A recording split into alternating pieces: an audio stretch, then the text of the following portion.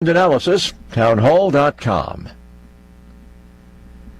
Misbehavior in the ranks of higher education, a big problem for some big schools. 3 former Northwestern baseball staffers filed a lawsuit against the university, alleging their contracts were discontinued as retaliation for reporting misconduct in the program. Northwestern now faces more than a dozen lawsuits for hazing, racism, and bullying in its athletics program. The complaint alleges Jim Foster created a toxic environment rife with bullying and derogatory abuse, including racist and sexist remarks. Foster was fired July 13th amid allegations of verbally abusive behavior 3 days after football coach Pat Fitzgerald was dismissed because of a hazing scandal. John Scott reporting. The small Minnesota town of Goodhue will soon be without a police department. There's been an exodus of personnel sparked by low pay for the chief and his officers. The Minneapolis Star-Tribune reports that the Goodhue police chief and one other officer are still on the job until their resignations take effect in a week. Townhall.com.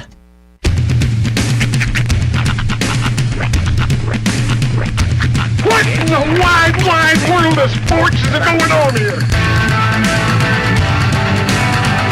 I promise you, whatever scum did this, not one man in this force will rest for 1 minute until he's behind bars. Now let's grab a bite to eat. Yeah, come on. I feel the hot wind on my shoulder and the touch of a world that is older. I hit the switch and check the number. I leave it on and then I slumber. I hear the rhythm ringing through it. Flamenco guitar and cumbia music. I hear the talking of the DJ. Let's have a listen. What does he say? I'm on a Mexican radio. I'm on a Mexican radio. Broadcasting live from high atop the J.P. White Building in downtown Roswell, New Mexico. It's Mornings with Mike Winters on 106.5 Roswell's Talk FM. Is that what I sound like when I talk? Now, here's your host, Mike Winters.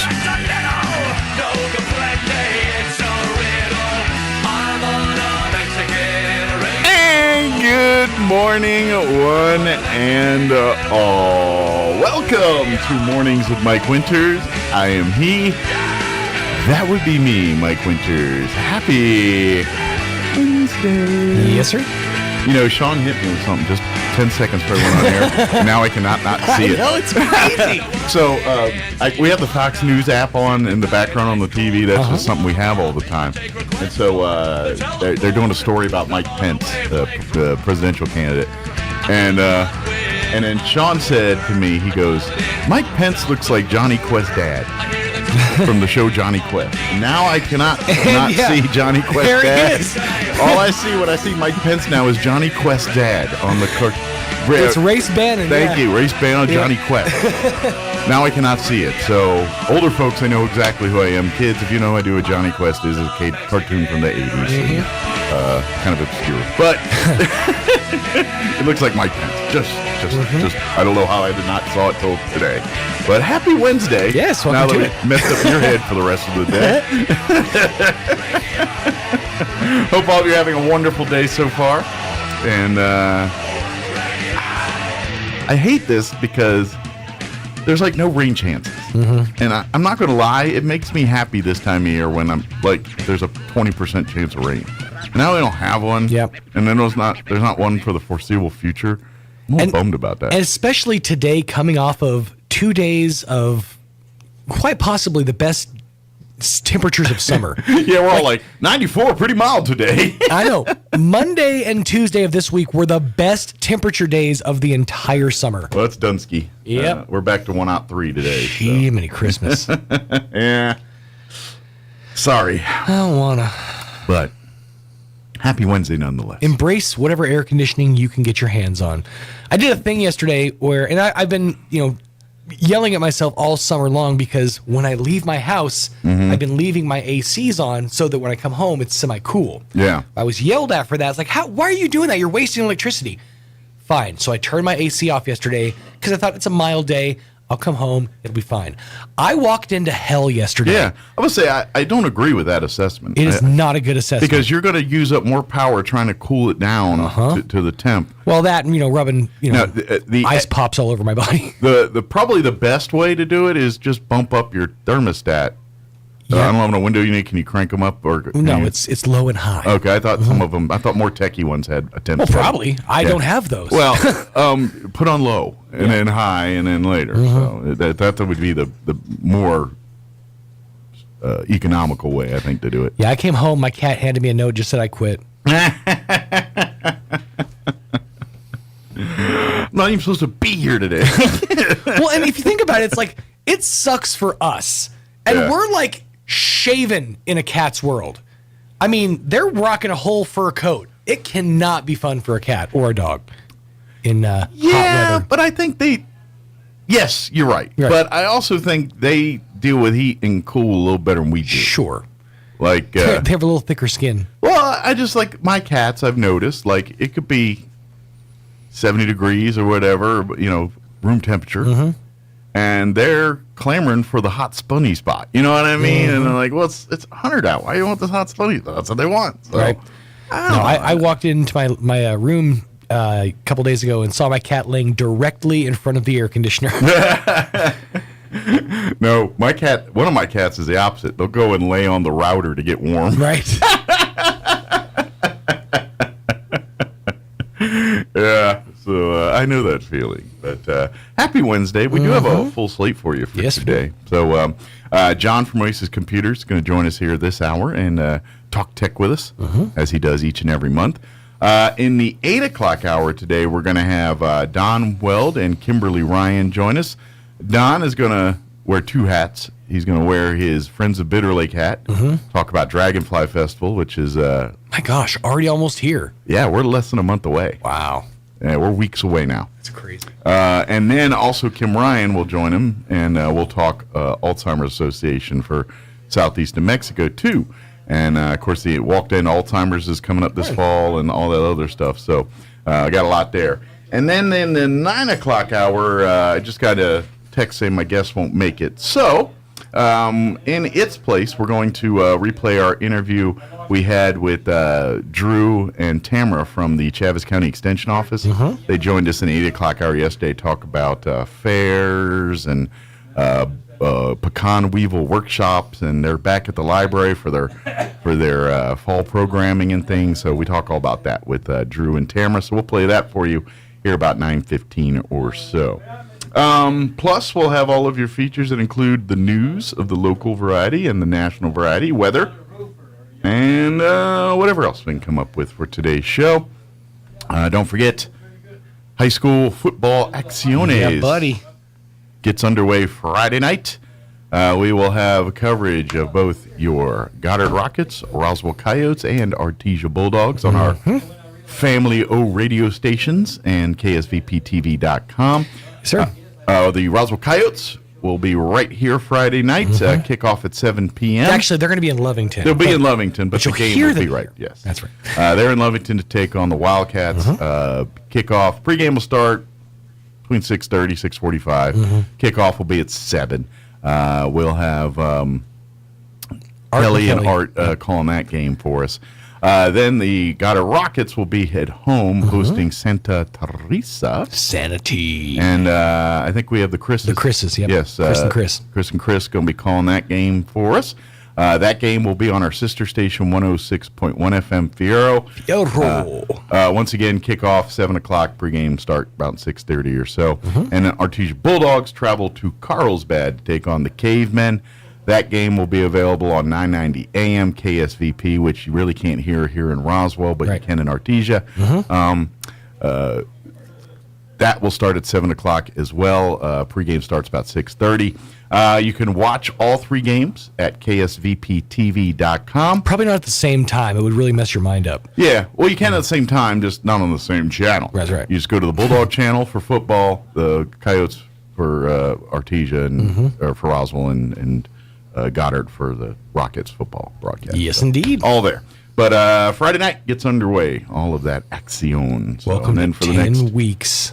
of nonsense. Well, 10 plus crazy weeks. Yeah, 10 plus playoffs, assuming our teams make it into the So postseason. 10 crazy weeks. Yeah. That's not very optimistic. It goes fast. It really does. Like this first week's kind of a nuts for us because of getting everything ready and for the first time and features and things. But and then I look back and I'm like, it's week 6. But then you get in your groove, and then the next thing you know, it's playoff time. Yeah. So yeah, I get it. It's pretty crazy, but we're all good and doing all our things here. Yes, indeed. Don't forget, KSVPTV.com is the place to go to catch all those games. You can click on the Roswell Coyotes, the Goddard Rockets, or the Artesia Bulldogs tab to see those games. KSVPTV.com. We are your sports authority then, now, and always. There you go. Wanted to give you just enough time to read that text. All right, 7:14. Let's do the weather. Hey, if you dare wear short shorts, Nair for short shorts. Indeed. Here's your weather. I'm meteorologist Steve Hamilton with your Pecos Valley weather. We have dry air in place over our area, so we're expecting sunshine and pretty hot temperatures today. Our afternoon high in the low 100s. Overnight, a few clouds and low 70s, and then just a slim chance of an isolated shower or thunderstorm tomorrow afternoon. Pretty hot. Afternoon highs 100 to 105, and we'll get sunshine most of the day. Hundreds Friday and through the weekend. I'm meteorologist Steve Hamilton, and that's your latest forecast. Thank you, Steve. Currently 69. I'm not going to lie. I haven't said that in a while. I have not set a temperature in the 60s in a long time. And currently 69. Usually it's already in the 70s by now. So I'm going to call that a good sign. Enjoy the 69. It will not last very long. Humidity is at 53% right now. Winds are out of the southeast at 3 miles per hour. But expect a high of 103 today under sunny skies. South winds 5 to 10 miles per hour. Partly cloudy, 71 for an overnight low tonight. South winds 5 to 15 miles per hour. Thursday, mostly sunny. Expect a high of 104. Winds will be out of the northwest, 5 to 15 miles per hour. Tomorrow night, partly cloudy with an overnight low of 72 degrees. Friday, sunny and a high of 103. Friday night for football, mostly clear, overnight low of 70. And then looking at the weekend, sunny and 101 on Saturday, sunny and 99 on Sunday. Sub 100. Nice to see that again. All right, 7:16, we're going to take a 3.5-minute commercial break. And then John with Oasis Computer is going to join us on the other side. Don't go away. You're listening to Mornings with Mike Winters. The lot at Roswell Ford is fully loaded, and that means savings across the lot on both new and pre-owned vehicles. With 0 down, no payments for 90 days, and 0.9% APR on select vehicles across the lot. Plus, brand new Broncos, Bronco Raptors, F-150s, and Super Duty Ford trucks. The Roswell Ford pre-owned lot is layered deep with great low-mileage vehicles, including Challenger, Corvette, Broncos, F-150s, and more. Worried about your credit score? Well, worry no more. With a job bringing home just $3.99 a week, Roswell Ford's aggressive lenders will push to get you approved. And Roswell Ford will take any trade, any condition, even if you owe thousands more than your car's value. Hurry to Roswell Ford today because the rebates, discounts, and savings have never been bigger. All happening now at Roswell Ford, the home of Tailgate Nation at the corner of 9th and Main.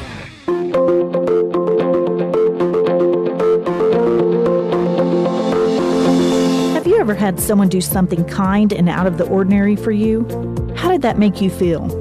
I know for me, it brightens my day.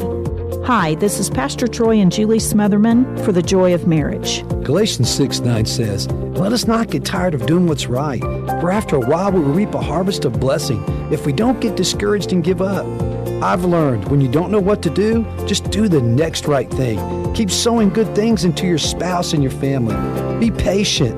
God promises He will give you a harvest. It will make a difference. A successful farmer just keeps on working and expects to have a great harvest. I know when my husband brings me flowers, it blesses me. So do something unexpected for your spouse. It will pay off. If you have any questions or would like further information about the Joy of Marriage Ministry, please go to jomconference.com.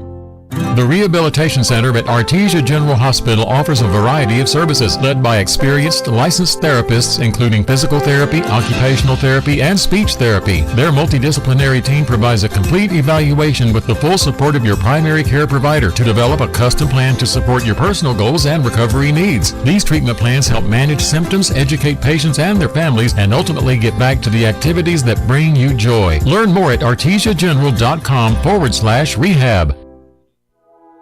Let's face it, guys, we're living in times where the truth is becoming more suppressed and censorship is increasing at an alarming rate, especially on social media platforms. It's Clyde, and I want to tell you about a safe and secure digital playground we put together just for you. It's aftermath.media. You get access to thousands of Ground Zero archives and podcasts, along with our private social media groups with your basic membership starting at only $7 a month. Each subscription includes tech support, access to the RSS feeds, along with our own chat room and Telegram channel. In addition, the premium membership includes research study groups, webinars, a document and movie library, a live video stream of Ground Zero, a monthly Zoom chat with me, and other bonus content. Be sure to check out our yearly specials as well. Sign up today while you're thinking about it. Sign up at aftermath.media. Again, that's aftermath.media. Here's a Mornings with Mike Winters fun fact. The catfish has over 27,000 taste buds. Do you think they prefer fried or blackened? Here's Mike Winters. And good morning. It is 20 minutes after 7 o'clock, and joining us in studio this morning from Oasis Computers, John's back with us. Good morning, John. Good morning. How's life at the shop this morning? Very busy. Well, this morning it's not busy yet, but it will be in an hour or so. We don't know, here. but the last 2 weeks have been, to put it mildly, nuts. Okay. But it's good. I'm not complaining. Is a lot of it back to school type stuff? People get I'm not computers sure why it and suddenly stuff kicks ready? in. I think it's a combination of stuff. The first 3 months of the year were lousy, and was in a way nice because you could get everything done easily. Time to whatever. play catch up. So, and then the last 2 months have been kicking in, and the last 3 weeks have been like hard to keep up with it, trying to get everything out because it works two ways for me. It's either one man shop. If there's nobody in, I got plenty of time to fix it. Sure. If instead of one machine gets brought in, 10 gets in, well then in the afternoon you got to do 10 of them, and you start running out of time. But sure. Catching up a little bit, it's dying off a little bit, but that's been great. Good. Well, I'm glad you're keeping busy. That's a good thing in your world here. Yep. So. Of course, for folks not familiar, John joins us once a month from Oasis Computers, and we talk technology and tips and things like that. But if you are a person that is looking to either purchase a new computer or bring life back to one you already have, or maybe time to maybe take your old dinosaur and turn it into a Corvette, maybe, John can help you do that. Or at least, maybe like a, I don't know, Camaro. I don't know. A Mustang. We can make the old machine perform like it should at least, and most likely improve on it. There you go. Make it run from like an old Ford Taurus to a new Ford Taurus. Something like that. Of course, if it's not worth fixing, I'm the first to say it's not worth fixing. Sure, exactly. But that's where John's that guy can help you. And if you need advice on, going to different ways to access media and stuff, John can help you hardware-wise navigate all that kind of stuff. So that's correct. Good deal. So I know we were talking earlier, and one thing we always, because one of the big things John deals with a lot is when he deals with repairs and things like that, he's got to ask questions to get in there, and a lot of it's doing with security and things like that. So right. Something we always talk about a lot is passwords one of our and things. biggest problems seems to be, me included, I include myself in this group somewhat too, because I have to pull myself together once in a while. Well, we're all humans, and we remember what we remember, right? Yeah, of course, I never make a mistake. Well, I know it all. I just can't remember it all at once. No, we have a technical term for what a big part of the problem is. It's called PEPCAG. Okay. Very technical. It stands for problem exists between keyboard and chair. Oh, okay. And literally, it's not understanding how it works, being bamboozled or whatever the word you use by Microsoft with their updates. Mm-hmm. They don't make the machine work when they're updating as you would expect. Keep running into that. and learning to understand these things, what's going on, and then just not understanding it means learning a little bit about it, and where do you go? What do you do? Well, you can come to the store. I can help you, guide you in the right direction. But there's many things somebody can do by themselves. Sure. And then also, too, I would say that because there's a learning curve on a lot of this, it's hard to teach something in layman's terms sometimes. You know what I mean? Like if you're trying to do certain computer things. Part of the problem is, especially if it's over the phone. Yeah, some of the vocabulary might not make sense. Well, that green thing with a red spot in it, that's the middle of my screen. What is that for? Right. I don't know. So that's where we can log in remotely and help with that. Yeah. And then, of course, the other day, I literally had a call like that. It's like, can you help me over the internet with the like you have done before for me? What's your problem? My internet is not working. Well, then I can't help you over the internet. Sometimes it's very common sense. Think about that. Yeah. And we keep running into the problems with people still clicking on things that they shouldn't click on. Bad emails, whatever. I keep using the example of somebody come running in and it's like, my Bank of America account is compromised. They're going to take all the money out and whatever. Yeah. They get good. I mean, I mean, here is the common sense thing. I've learned to say, do you have a Bank of America account? Right. No, I don't even have one. Well, then you don't have to worry about it. Exactly. But that's like, But, yeah, I guess. But if you're not in that world or you're in that world barely, they're getting better at disguising their fake stuff. Like, you got to pay attention a little bit, especially if you have a Bank of America account. You're like, okay, you got it. But if you start looking at numbers and location of the email, it's gonna. The thing is that people believe that it's really help, or they're trying to warn you. Sure. Whatever. Oh, the Bank of America. They think it's legit. If you see on many bank websites, if you get an email from us or something to that effect, that's maybe not us. Whatever things like that. So understanding what it is. So if you're sure.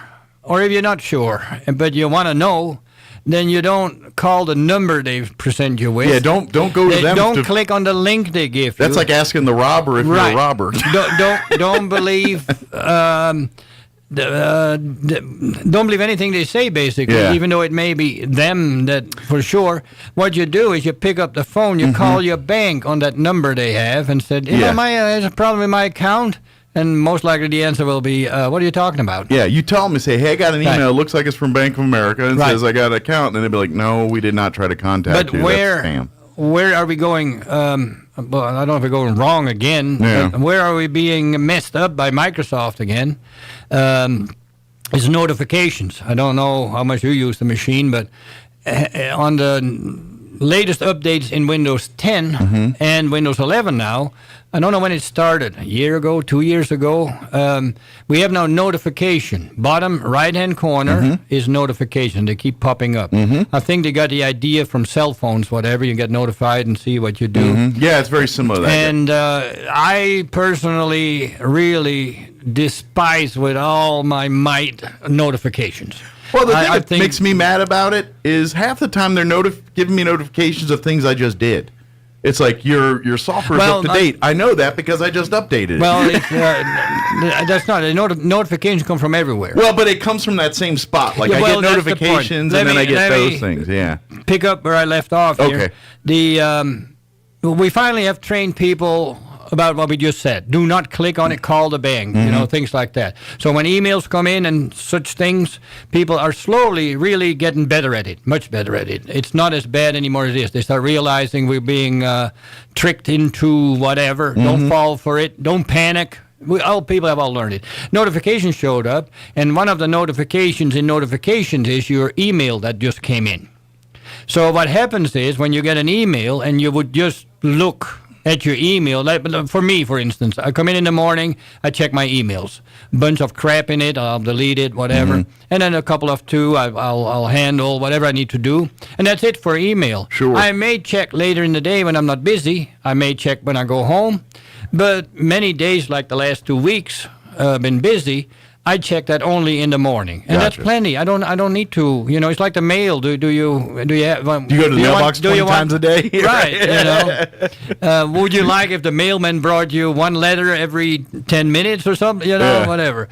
And be bad if you're waiting on. But what happens now is, so you get notified that you have an email, and it shows a little bit of the email in it. And guess what it says in it? Your Microsoft account is compromised. We can help with this, or whatever it says in the email. And what do people think now? Now that comes through notifications, they think it's legit.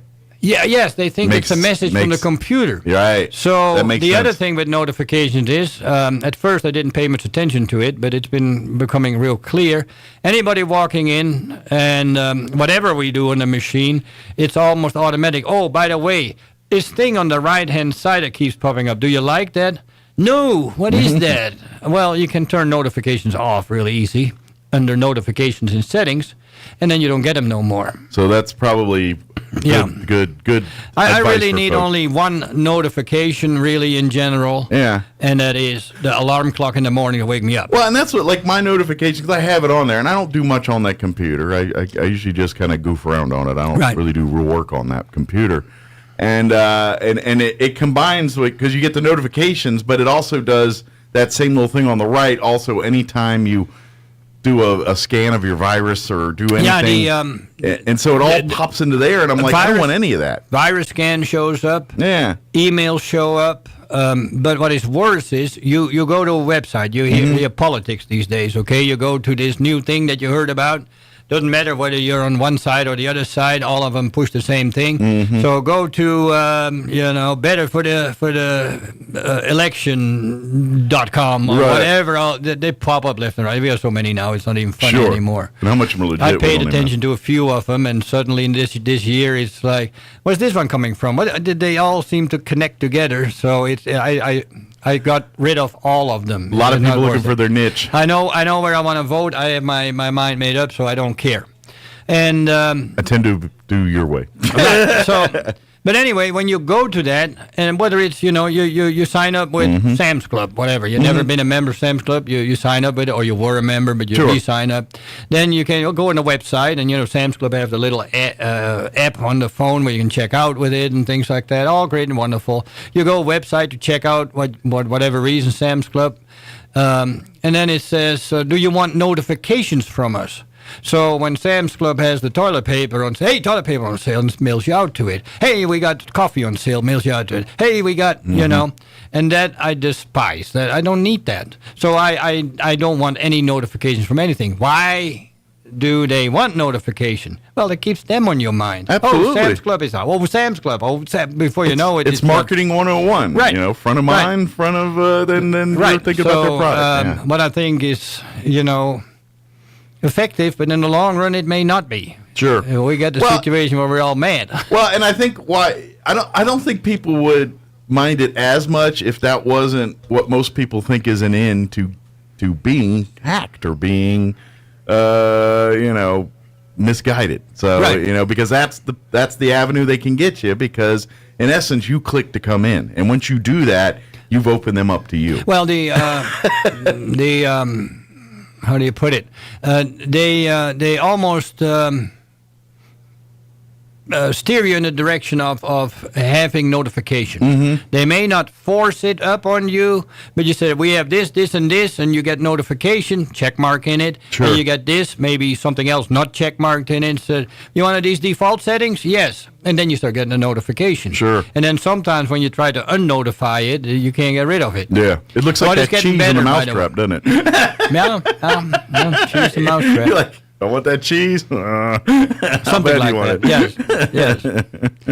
So, that's where we have a problem at the moment. I thought we got ahead with the email thing, and now we've got this again. And so you probably recommend, if you don't use those notifications for anything anyway, turn them off. That way you don't have to be confused or possibly let me put it from my point of view. I have no friggin' idea why I want those notifications, and I hate them. I think that's most where people. I'm standing.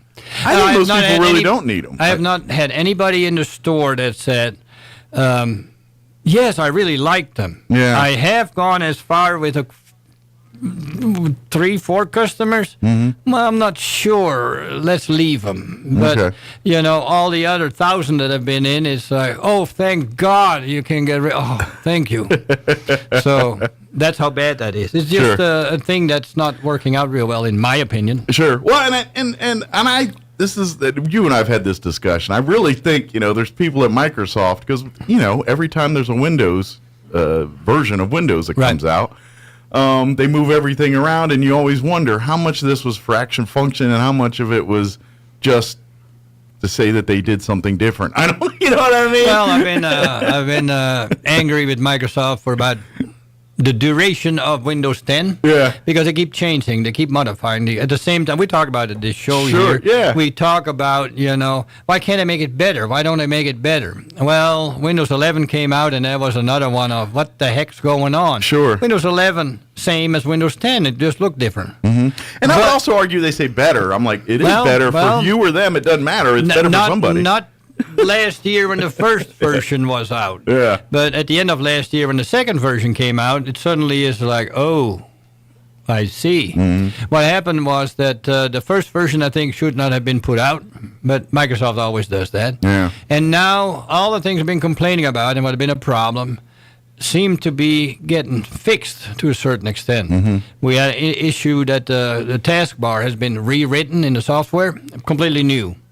Not added, modified, whatever. And from people that program, I understand that taskbar is now less than half the size in programming as what it used to be. Okay. But when they flipped that, there wasn't quite as many features in it as we had before.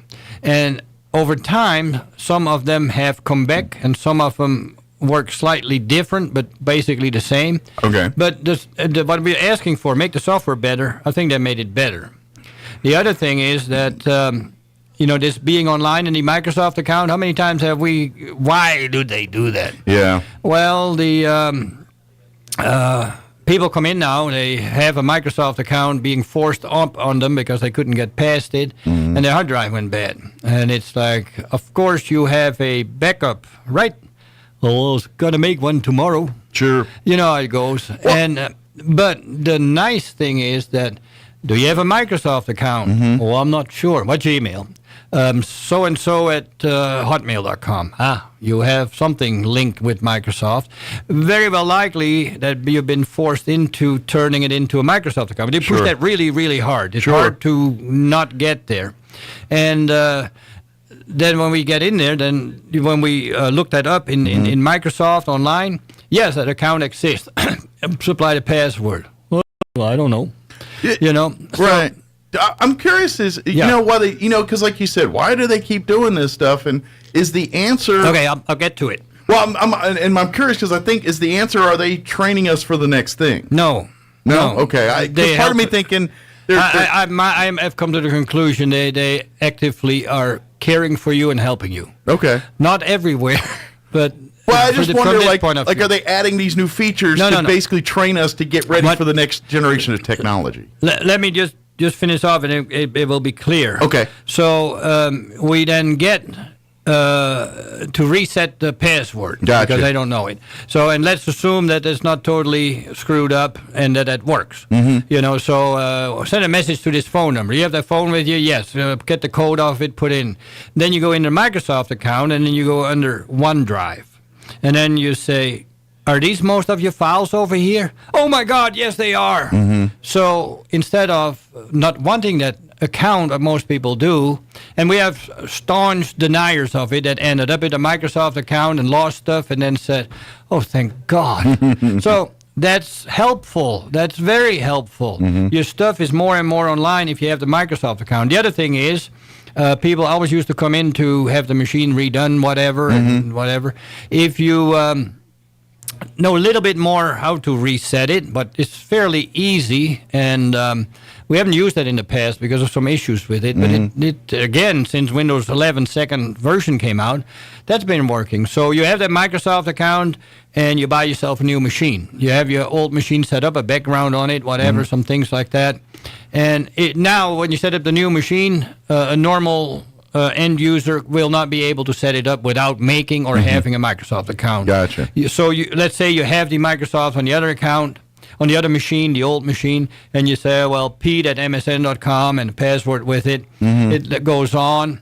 And then before you know it, you got your files back because for the same reason. Sure. You got your background back. And this we just get the hang of it. It's like this with our phones, you know. Yes. I don't know how Android works because I don't have one, but for Apple, it works same at Android. It all goes to iTunes and everything. You get a new phone. Do you want to? Yeah, and you just literally plug it in and updates it right to your. It looks just like your old phone. I've had to wipe my Android phone out because we had some problem that we didn't understand what the heck was going on between two phones under one account. So it was somehow logged wrong, and like 45 minutes with tech support, and they couldn't figure it out till with the answers I got from him.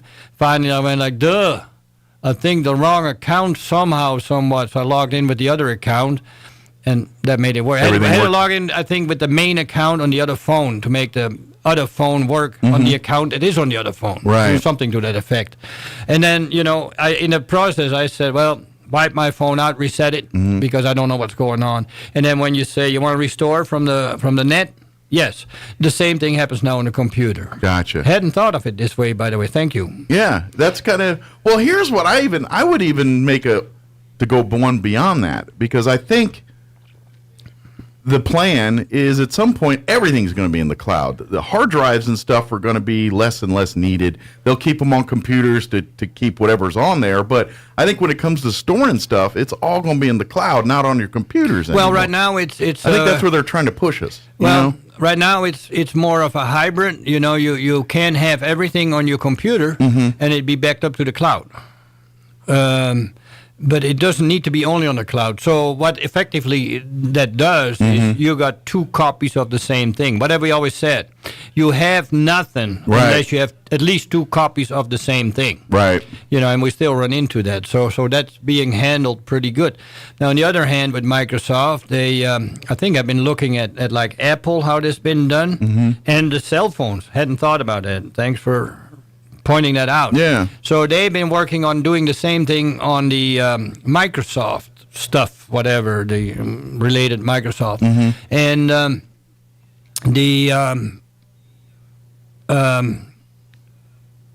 lost my train of thought.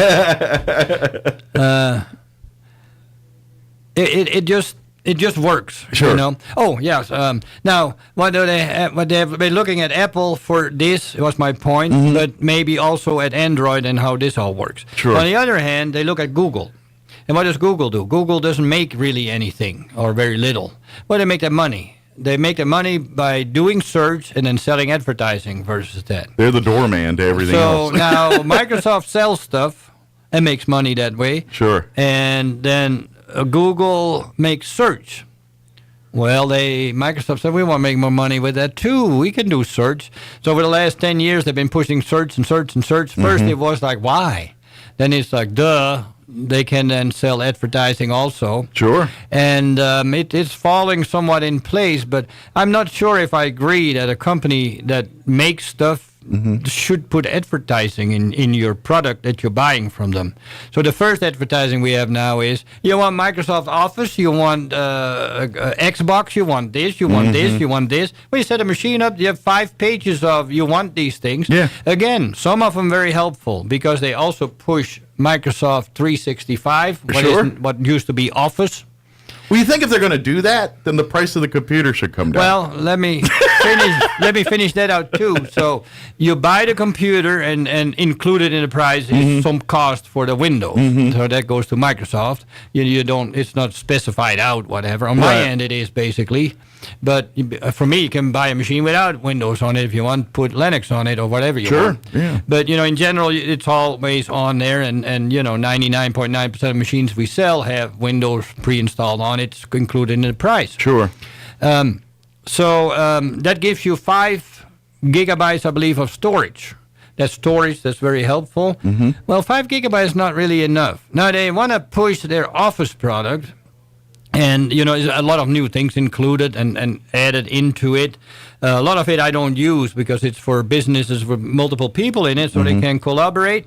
And I'm you don't need to collaborate with nobody. I sometimes, you start collaborating with yourself, you might need to go talk to a doctor. Right, I have to study up on it, how it works, because I don't actually use it, So if you have a business meeting with yourself, let me know. I want to see that. Okay. Every day, I'll write it here. I want to formal with a table, and let's record the minutes. But anyway, so they pushing the Office product, the Microsoft 365, pretty hard. And nobody wants, but not nobody, many people know there's OpenOffice, LibreOffice, with all these things. But then to be completely compatible, and the gold standard is still then Microsoft Office, Microsoft 365 now. And but why would you buy it? It's $100 a year. Right.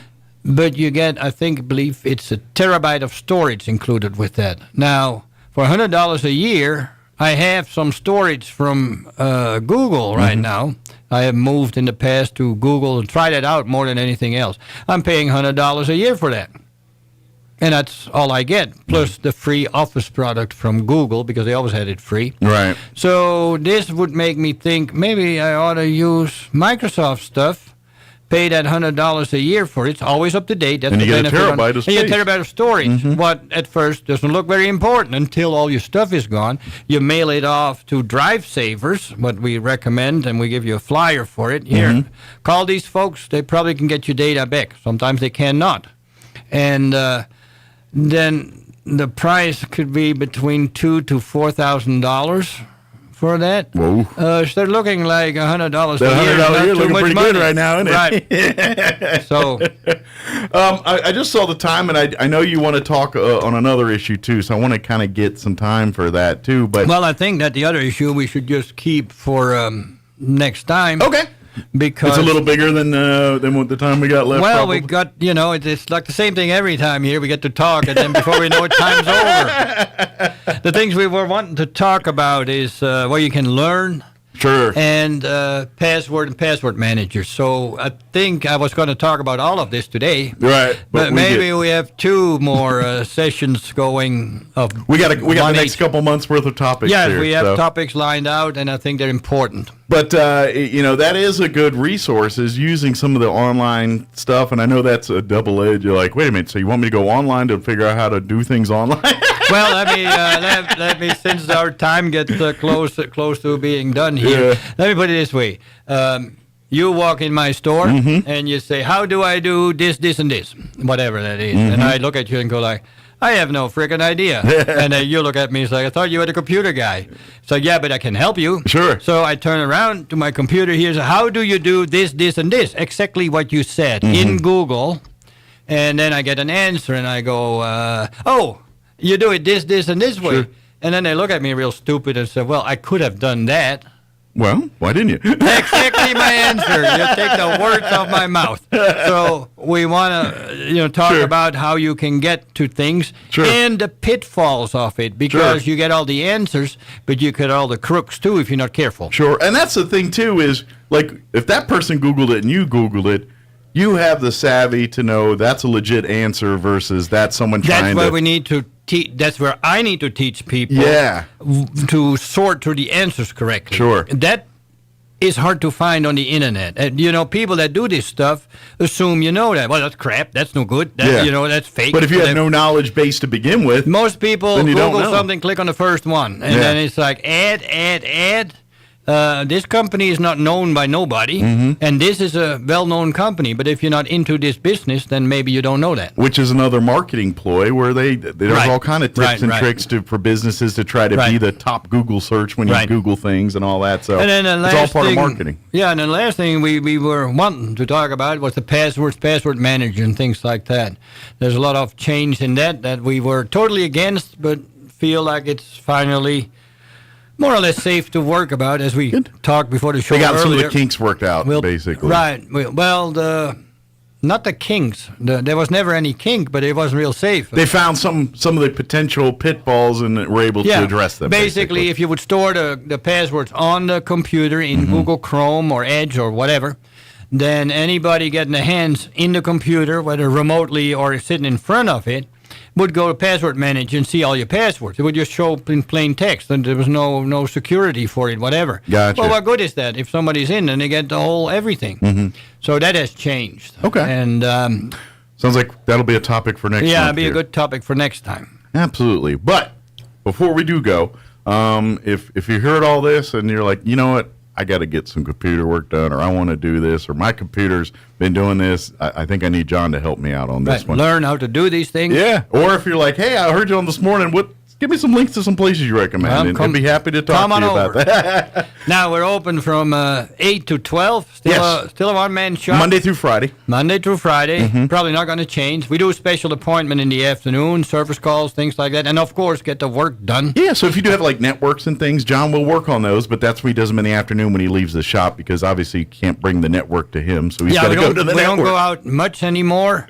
Networks... So don't get much calls on it. Right. It's not a big thing for but me. That's something you can handle. I can help with that, whatever, determine on basis what's going on. But don't pull any cables anymore. I have other people that I can send you to. Okay. That's no time for that. No, not what I want to do. Well, you know, that's some work is work, and you're like, I don't want to be crawling through things. And doing all that. I like to have the machine here most cases.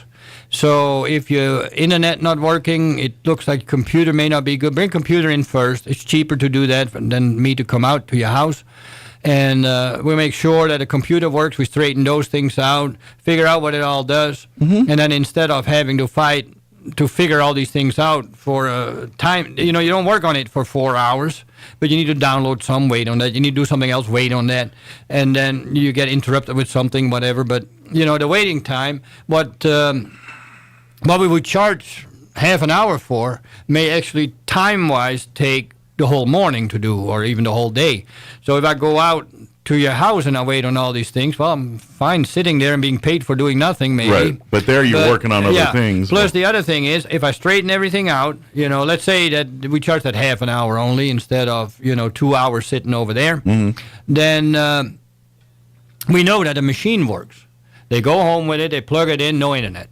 Well, we need to know what else it is. So the next thing is make sure you call your provider because they can check all the way to your modem. Maybe some on that end. Yeah. And they can say, oh, you got bad cable coming in your house. You got a bad modem, or the modem needs to be reset. They can do all that from their end. If then it's still not working and I ask you, plug the cables in right, and it's like, it's all good, well, then I can go out. And then what I do sometimes, if I go out there, it's like, oh, yeah, you thought you had it plugged in, but it's, whatever. Not quite pushed in, the end is wrong, or it was something stupid. Literally 3 minutes to fix. Well, I definitely cut the service call in half at that point. You're not trying to and then depending on how much work we did to get the computer and everything working, we just add the time on as it was at the store. Gotcha. So instead of prorating 1 hour at $130, we may just charge for 15 minutes when we stopped by and said, oh, that's all, but that's what's wrong here. So yeah, because you just save brain power there. Well, time on my end, time. Absolutely, you can go back. I get the answers once in a while. It would be nice to have these hours from 8 to 12. No, I get up at 4 in the morning, 4:30, and then at work I'll be there mostly at 7. Depending on what weather does and things like that. Sure. Or if we have a show, then I'm not there at 7. Yeah, days like today. I was there at 6:30 today, but then I leave.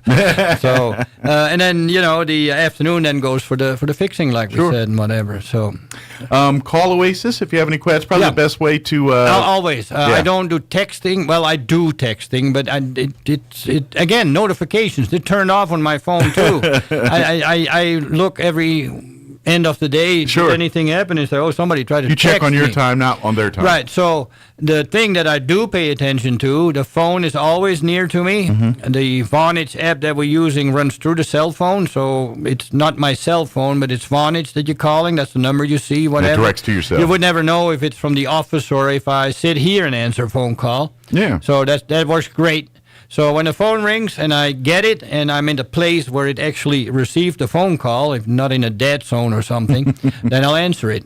Or if I can't, I'll call right back. Yeah, so leave a voicemail. Right. He And will then not- we're at 1703 North Garden Avenue. Yeah, right Not behind the Wool Bowl. Right behind the Wool Bowl. Don't Yeah. confuse it with the other street there. What's it called? I don't Atkinson. know. I'm not even going to mention it. Well, sorry, I screwed it up. It's you have to get the running joke. I was notoriously given the wrong street for years there, and because my brain doesn't work that way, and so I just go behind the Wool Bowl instead of trying to guess which street. Well, it it's because I kept saying Atkinson's their garden. I always say, you know where the Wool Bowl is. Yeah. And I'm surprised in the last couple of years, I get more and more people saying, "No, I don't know where that is." I thought everybody knew where Wool Bowl is. Yeah, it's pretty. Now, once in a while they say, "I'm not from here." Right. Well, okay, that makes sense. Yeah, you have no idea but what the Wool Bowl is. some people have been living here for 2-3 years, and I'm sure they you've don't driven know, by it at least 20 times. And then we go to the next thing. You know where the Institute is, the military? Yeah, I know that. Well, across from Main Street, there is the Wool Bowl thing that's over there. And It's a if you big go stadium. further east, then, if you stand on that overpass, you can see the store. There you go. I think if you stand on the street, you can see it. Probably. And certainly if you're up in the bleachers at the Wool Bowl, you can see it. Well, it depends on which bleachers you're on. Yeah, well, if you turn around and look. Well, you may have to turn on the around. visitor or just- side, you can or turn around just- and look. Yeah. You know. But definitely, and then like you said, if the mornings for service calls, Yes. you can bring and your then one computers in remark then. on that, the people apparently start going around 10 because most every day it's between 8 and 9:30, 10 o'clock. And one person comes in or nobody. And then everybody after 9:30, 10 o'clock starts coming in, and then we can pay as much attention to you. Very good. So if you can be earlier, if it doesn't make any difference on your end, be there at 8 o'clock. You get better service. Exactly. Yeah, people like to sleep in, so be the early bird and get the worm. 8 o'clock to me is midday. Like I said, I get up at 4:30. Yeah, I tell people about coming in at 7, and they're like, "Oh my gosh, it's early." No, But, no, dude, my no. day's already been going, but I get it. Not Some- everyone some- is some like people, us. yeah. Not everyone's crazy Some like people us. go. Daniel was one of those. Remember Daniel? Oh yeah. Oh, yeah, he was. He couldn't make it early. Never. Yeah, no, I think that's a thing. It's just People are different. Exactly. John, as always, appreciate the Very visit. good. We'll see you next time, if Yes. not sooner. Yes. Yeah. You Okay. never know. It is 7:55. Let's pause for news and a quick break before news. Don't go away. And now your Pecos Valley News Update. I'm Jared Cirillo. Crews from the Smoky Bear Ranger District continue working at the West Mountain Fire, a lightning-caused fire that started August 3rd. The fire is currently being managed for Forest Health. As of Tuesday, the fire was reported at 268 acres in size. It was moving slowly across the landscape, but is staying within the containment lines. Crews continue to establish dozer lines as well as utilizing natural landscape for containment barriers. There are no structures or values at risk at the time. Roswell Mayor Tim Jennings is inviting everyone to the opening and ribbon-cutting ceremony for the Rowe Bar and Grill with special guests Olivier Poirot, the president of Elor North America. Other guests include Brittany Meyer-Schuler, the president of Summit Food Service, and Mike Cozart, the vice president of operations. A celebration of the partnership of Summit Foods and Roswell Air Center will take place August 22nd at 3 p.m. You're up to date. I'm Jared Cirillo reporting. Hey, New Mexico. Experiencing issues keeping your office technology up to date with these crazy supply chain issues? Well, DSI is here to help. We've diversified our products and solutions to help your business not just survive, but thrive in any situation. Have your teams collaborate and share with high-def video walls and interactive smart panels. With free unlimited support, the fear of any new technology is a thing of the past. Contact DSI today to upgrade your workspace. www.dsinm.com. It's time for the Chavez County Sports Report. We're going to be talking a lot of high school sports here in the next few days as the fall season revs up for several sports. How about NMMI volleyball before we get on that, though, because the volleyball team begins tomorrow with its own tournament. It's the NMMI Classic hosted by the Colts, who were last year at a 28-9 record overall. They finished number 9 at Nationals, and they start this season preseason ranked number 8. They're going to be opening up against number 13 Eastern Arizona. That's the lid lifter, as some people call it. Tomorrow night at 7 o'clock Friday, NMMI plays Laramie County Community College at 7. Saturday morning against South Mountain Community College at 8. And then Saturday afternoon against Utah State Eastern. That starts at 4 o'clock. The Sports Report brought to you by DSI. Call DSI for all your office technology needs. I'm Eric Butler at Roswell's Talk FM 106.5. With the Wall Street Business Report, I'm Bill Alexander. U.S. retail sales increased more than expected in July as Americans boosted online purchases and dined out more, suggesting the economy continued to expand early in the third quarter and keeping a recession at bay. The report from the Commerce Department also showed consumers splurging on hobbies, sporting goods, and clothing, underscoring their resilience. Shares of U.S. banks dropped on Tuesday as the prospect of tighter regulations and a possible downgrade of several lenders by Fitch Ratings raised investor concerns over the health of the sector. Amazon said its online pharmacy will automatically apply manufacturer-sponsored coupons to more than 15 insulin and diabetes medicines to help patients access discounts pledged by the drug industry. Canada's annual inflation rate surged more than expected to 3.3% in July, increasing the likelihood of another interest rate increase. For the Wall Street Business Report, I'm Bill Alexander in Washington.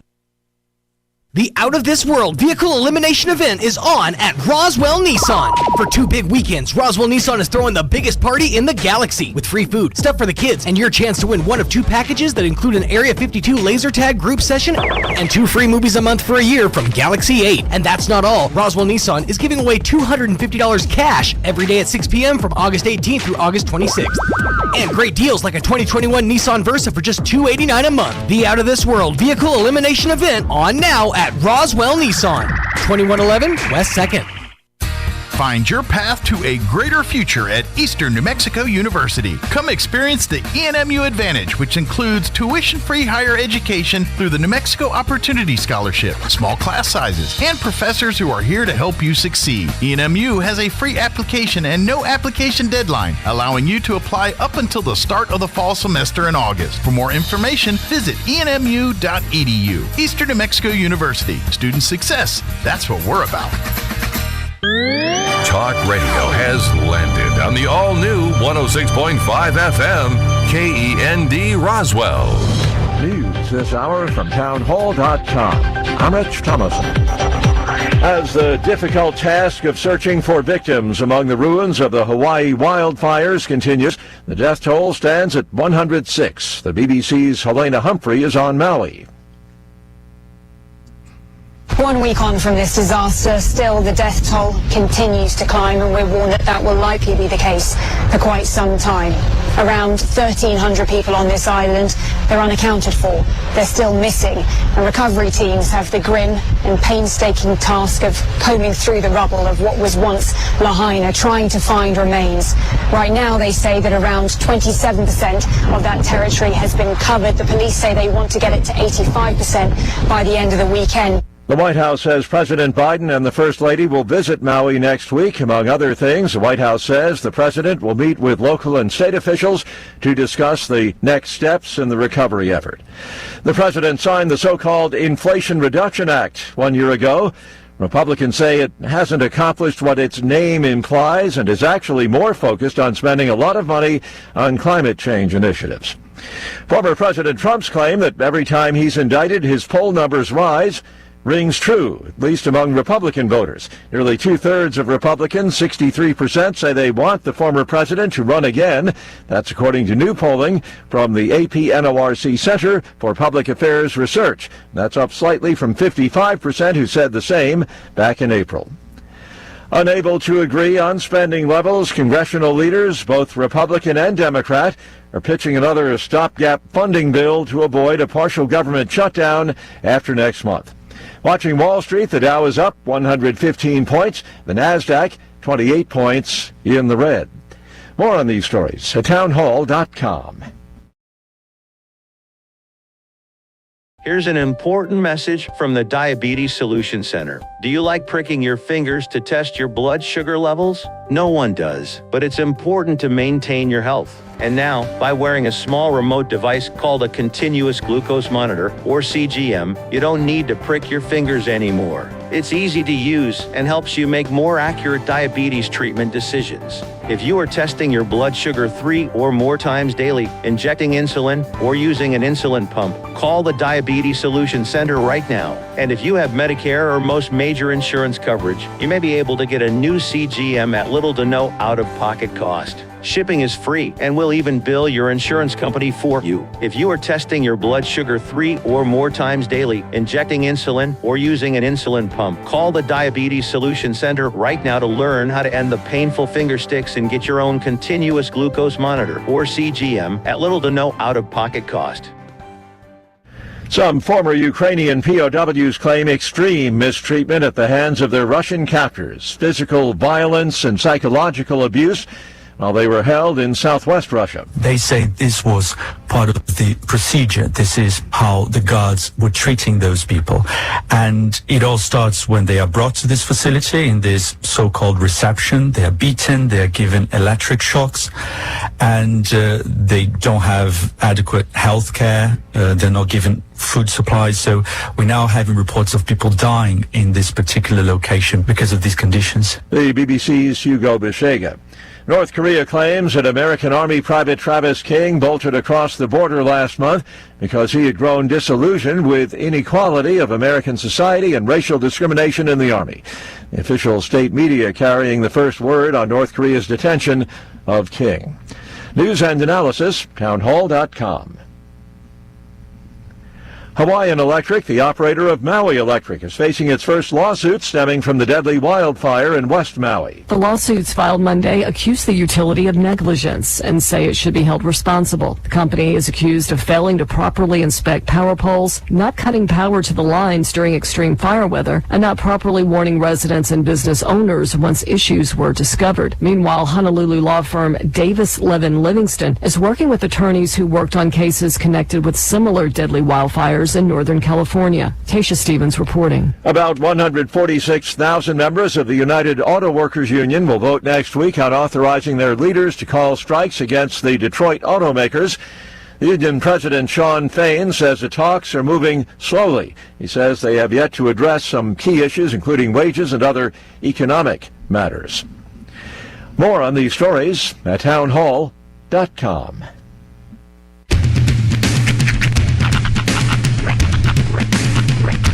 What in the wide world of sports is going on here? I promise you, whatever scum did this, not one man on this force will rest for 1 minute until he's behind bars. Now let's grab a bite to eat. Yeah, come on. I feel the hot wind on my shoulder and the touch of a world that is older. I hit the switch and check the number. I leave it on and then I slumber. I hear the rhythm ringing through it. Flamenco guitar and cumbia music. I hear the talking of the DJ.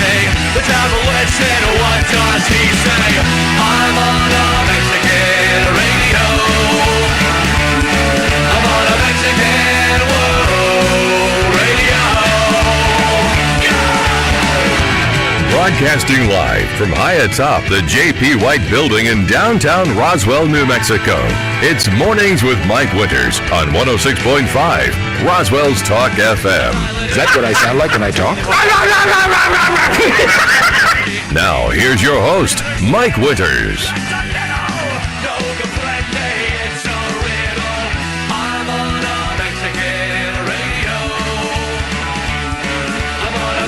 And good morning. It is 6 minutes after 8 o'clock. Welcome to hour number 2. Rob Roy. Mornings with Mike Winters right here on 106.5 Roswell Talk FM. Happy middle of the week. Wednesday. Throw them up. Throw up your W's. Yeah. I know why Sean's happy. Because it's Wednesday and it's Wrestling Wednesday. Simple as that, man. It's even on the weeks that I have my kids, and I love my children. I do everything I can to make sure they are provided for, they are cared for. But this is the one night that they're like, that Rhiannon looks forward to, because she's like, it's wrestling night. I get McDonald's. So is that the plan tonight? McD, the kids, and wrestling? Is that gonna probably just to satiate the heathens? I'm gonna take them and let them play in the play place, burn off some energy for a little while. So they're quiet during wrestling, and then they can go home and do whatever it is they do from 6 to 8 p.m. I don't know. Yeah. Back when I was a kid, they used to give us liquor to pass out. Is that still a thing? Just rub a little on the gums. It'll be fine. Yeah, a thimble full of liquor will be just fine for that kid. I always think of that the joke from Family Guy. It's like, my dad used whiskey, and the kid would be off the cry, and you just see a liquor bottle crash into the wall. That's shut him up.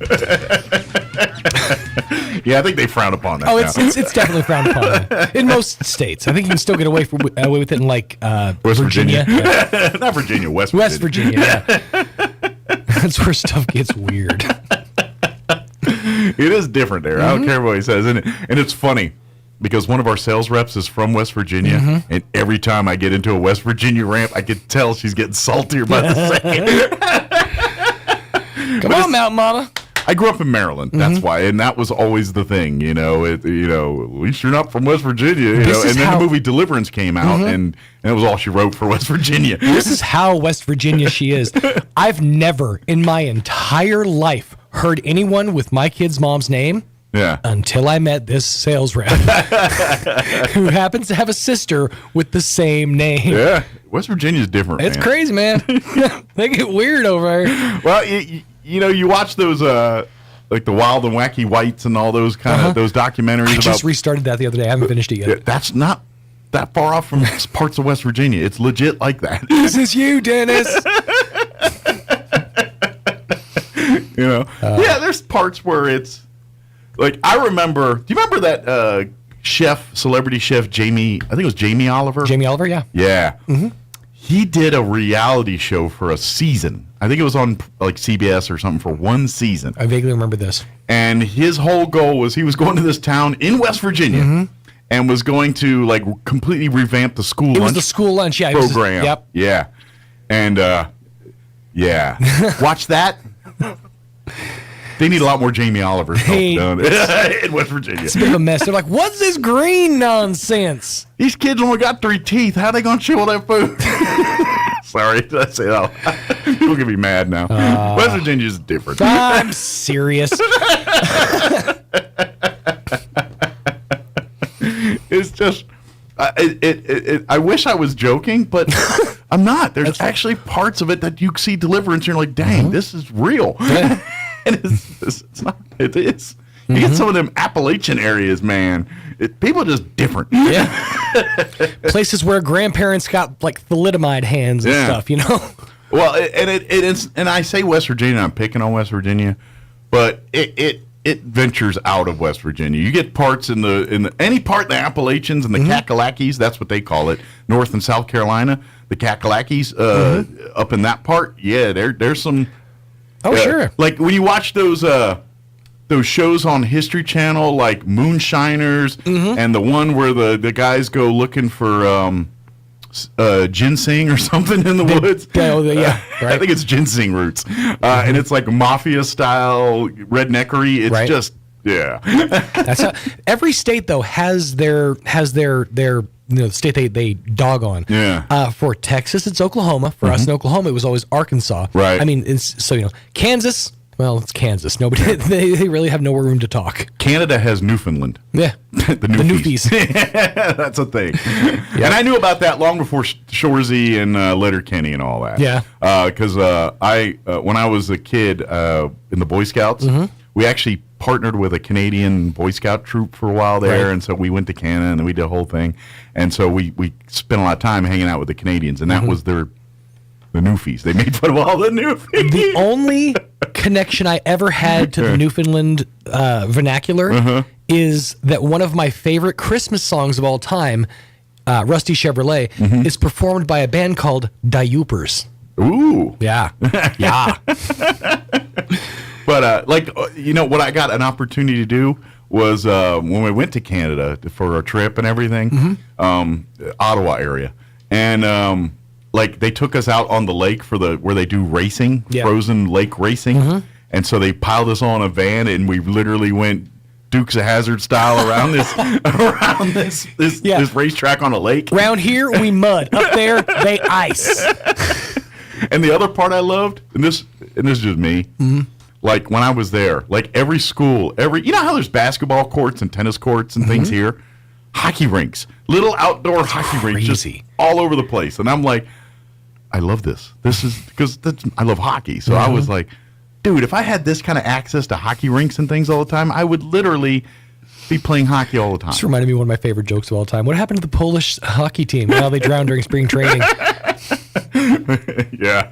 Or the Navy, the screen doors on the submarines. And all, yeah, there's a whole joke books. There's whole books devoted to... See, this is part of why I'm different and why people my age are different. Built different! Because we grew up listening. We literally spent our mornings, because we didn't have internet and stuff. I literally read the volumes of Truly Tasteless joke books that were pretty much, each ethnicity had a different book. And it was just, they were all way off. I was really lucky to come up around the same time as Uncle John's Bathroom Reader was starting to kind of come around. I still love them. I got a bevy of those at the house right now.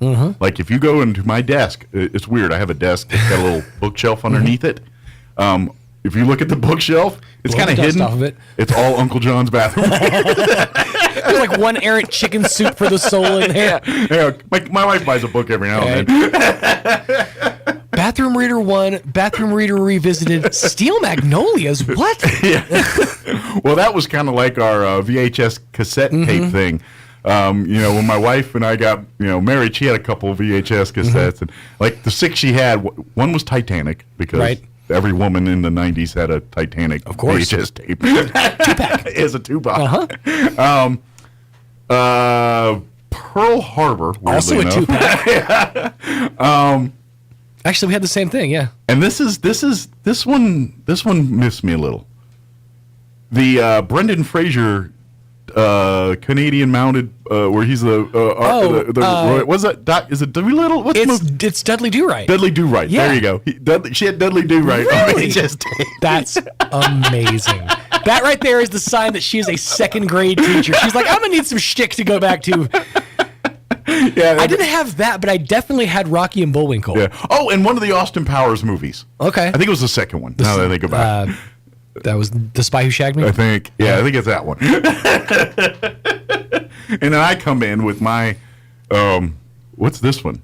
13th Warrior. It stars Antonio Banderas. And it's me and 6 other people watch this in the theater. I have... Here's Gettysburg, a 2-discer too. I got 2-disc tapes. I have an entire bookshelf, 3-shelf bookshelf, full of DVDs that I have not touched in like a half a decade. I have 2 copies of Step Brothers for some reason.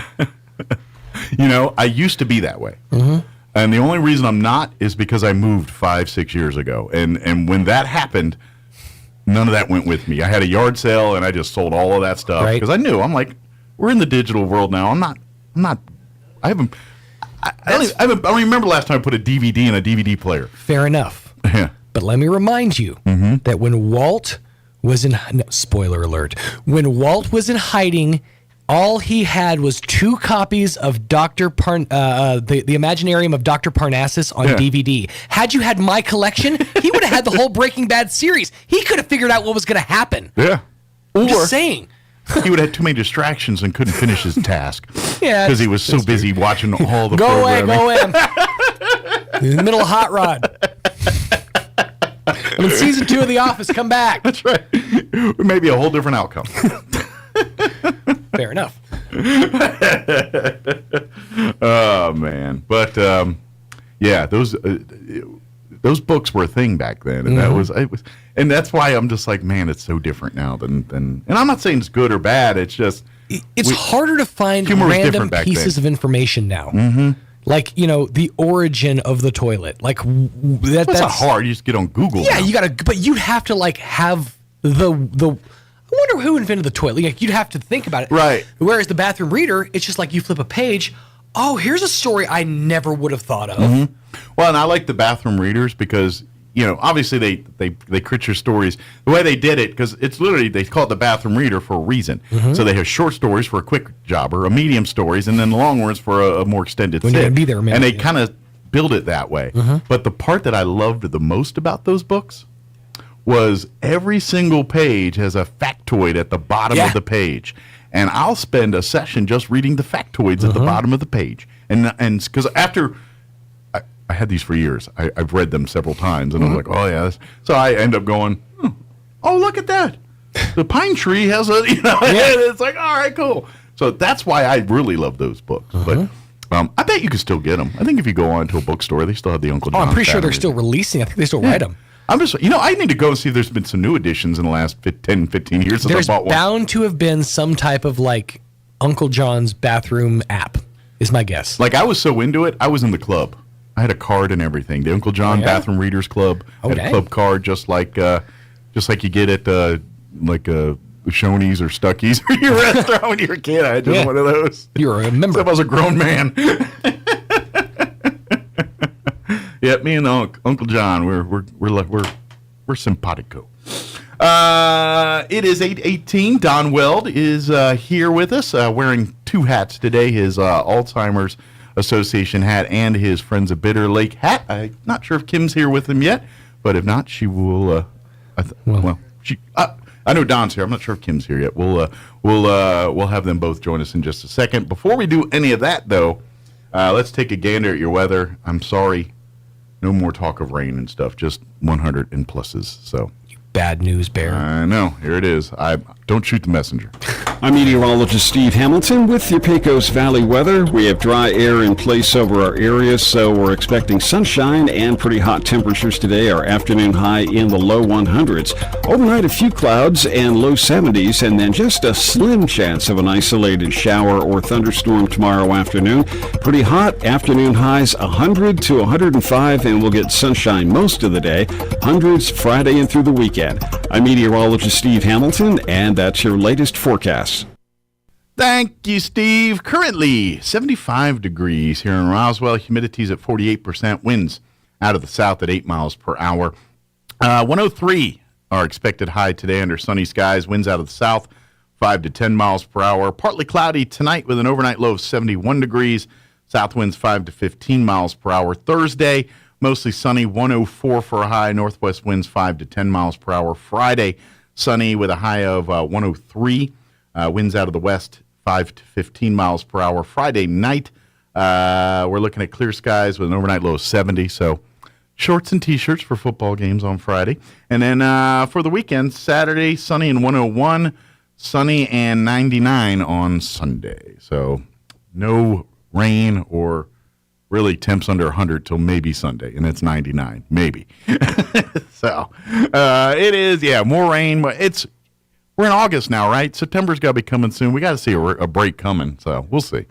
It is 8:20. Let's take a 2.5-minute commercial break, and then Don Will's going to join us wearing both his Friends of Bitter Lake Wildlife Refuge hat and his Alzheimer's Association hat. So we'll talk about both next. Don't go away. It takes a long time to develop trust. At LaGrone Funeral Chapel, they've been earning your trust for decades. They understand how important it is to friends and family to celebrate a life in the way you choose. The professionals at LaGrone will ease your stress and anxieties. They'll provide the guidance you need to select a service that's appropriate. And that's what they've been doing for generations, earning your trust and doing the right thing. LaGrone Funeral Chapel and Crematory, 900 South Main in Roswell. Online at LaGroneFuneralChapels.com. Wakefield Oil Express has the highest quality service in Roswell with a 17-point full-service oil change that includes a full wash and vacuum at their car wash. You won't find a better deal. They also offer full synthetic oil changes, fuel and cabin filter replacements, and will even check your battery. Their tunnel wash isn't afraid of dirty vehicles. They have the best value wash in town with free vacuums. They even offer wash passes that can be used for multiple vehicles. Next time you need your oil changed, go to the fast and efficient Wakefield Oil Express and let them earn your business. 3204 North Main, Roswell. Ho! It's the 15th anniversary of Artesia Chamber of Commerce's Clay's Crusher Fun Shoot. The longest running shoot at the Eddy County Shooting Range is set for Saturday, August 26th.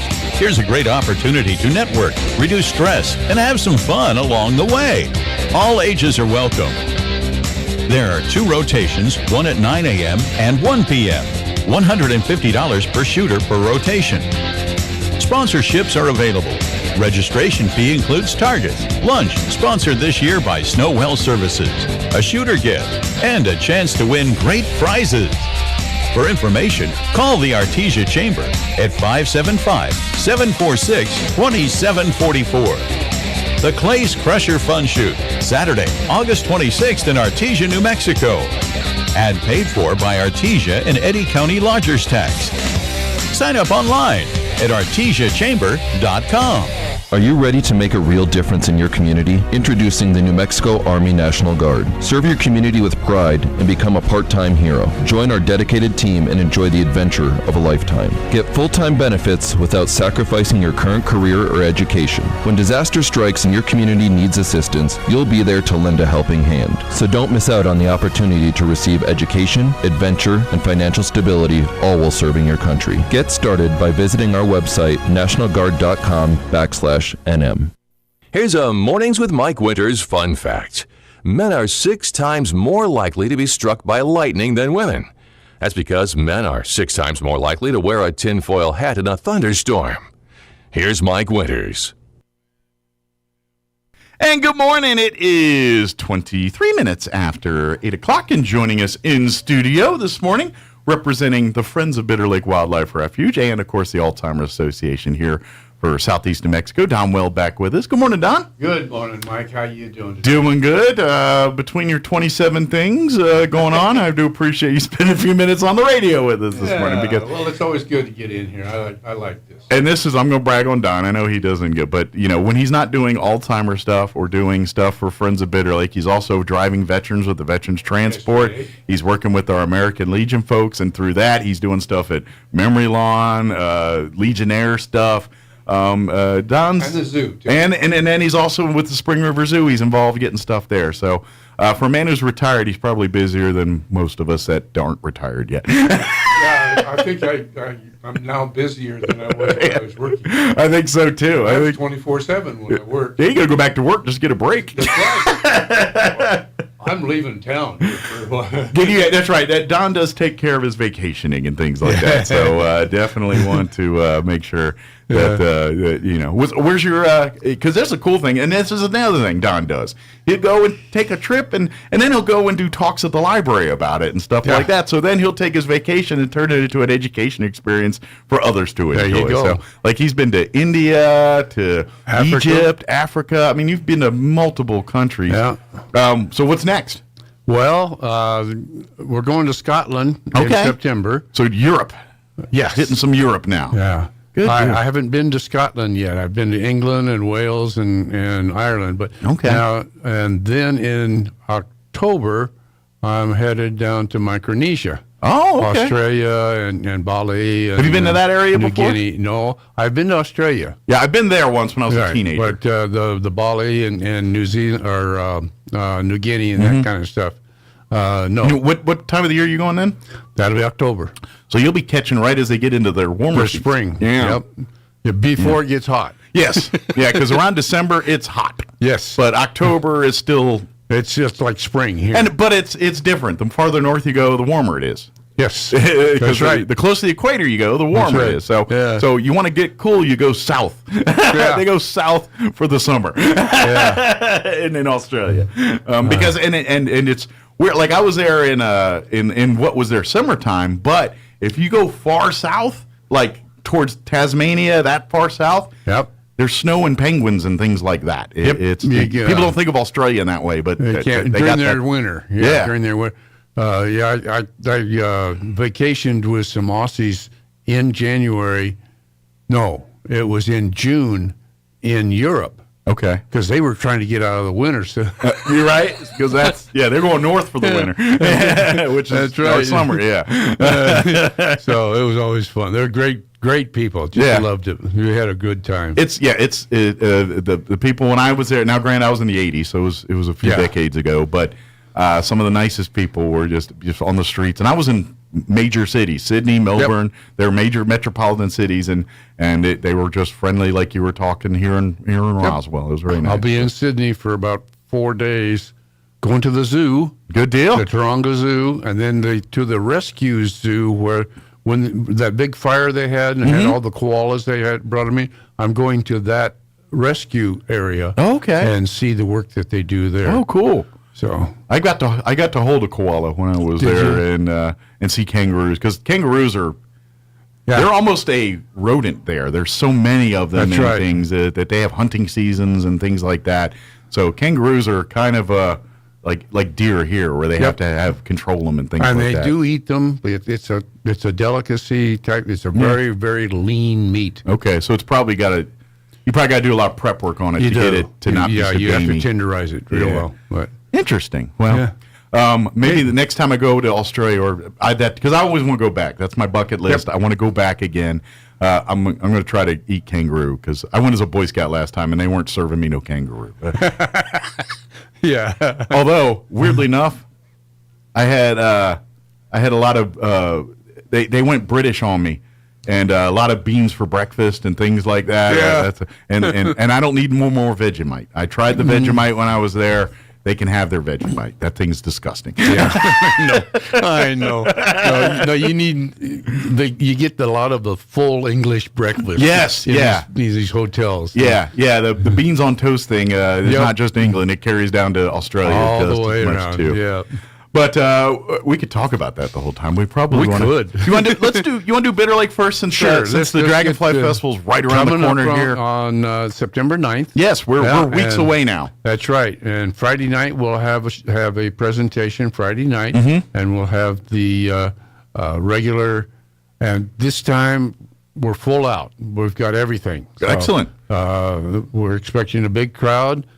Be sure and make your phone call. There are some posters up or banners up, one in front of the Walmart Sam's right there on Main. Okay. And then another one down in front of the New Mexico State Fairgrounds. Okay. At Poe and Main. Okay.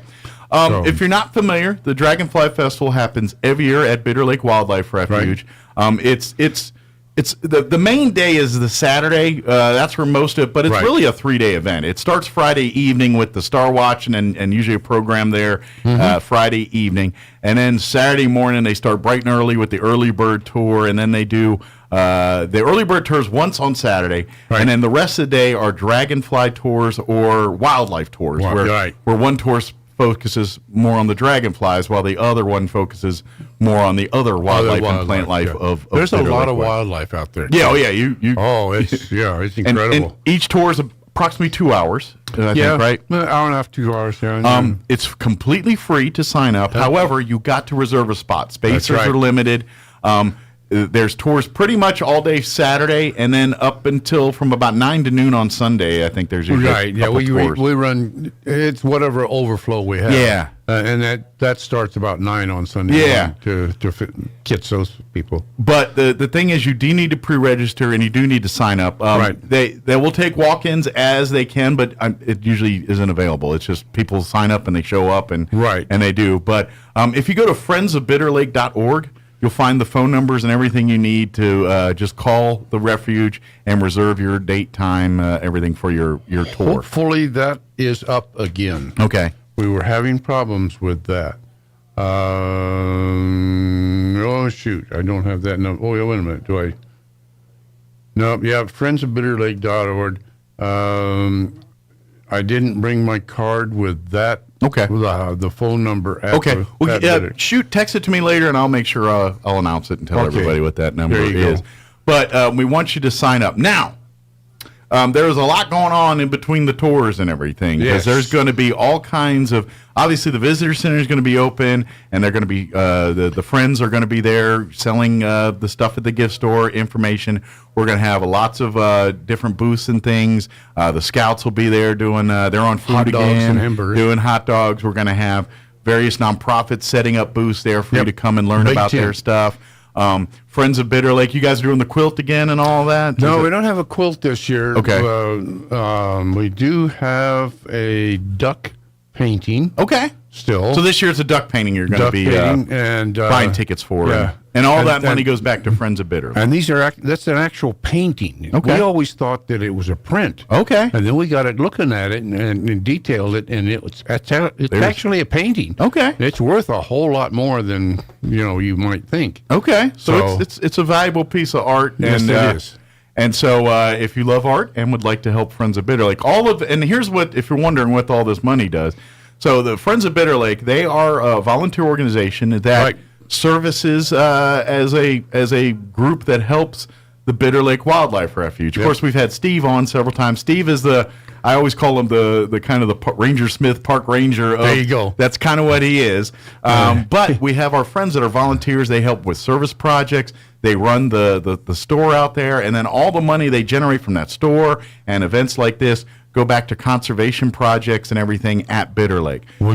A lot of that is the butterfly trail. Yes, okay. We have put in a lot of money in making sure that water system is up to par. Okay. They have a well out there that they dug it maybe 10 years ago and then left it. They didn't do anything with it. Okay. So you started and never finished it kind of thing? Yeah. Or? Okay. So we actually activated that well.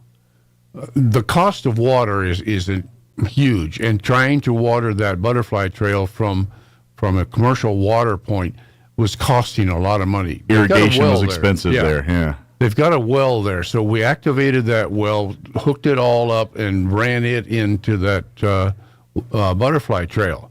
Now we have a continuous source of water. Awesome. That we can really water that trail, and it needs it. Sure. Well, and let's just face it. I mean, it's an oasis in the desert out there. There's a lot of stuff, but it's still in the desert. And That's so right. the heat it's not like the heat says, you know what? We're at Bitter Lake. We're going to drop 20 degrees. This ain't Rio Doso. It's going to still be 100 degrees if it's 100 degrees. Yeah, it's into the 90s at night. You know? So what are you going to do?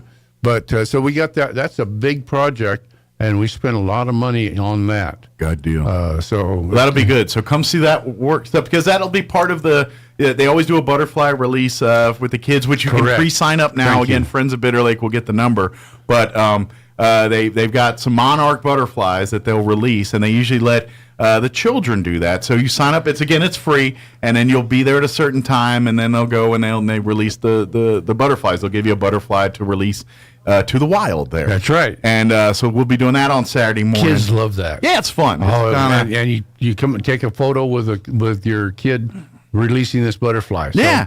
And that's really cool. I invite you to go back and listen to some of the other discussions, Don, I've had on that, because that's an amazing animal, the monarch butterfly, the migratory.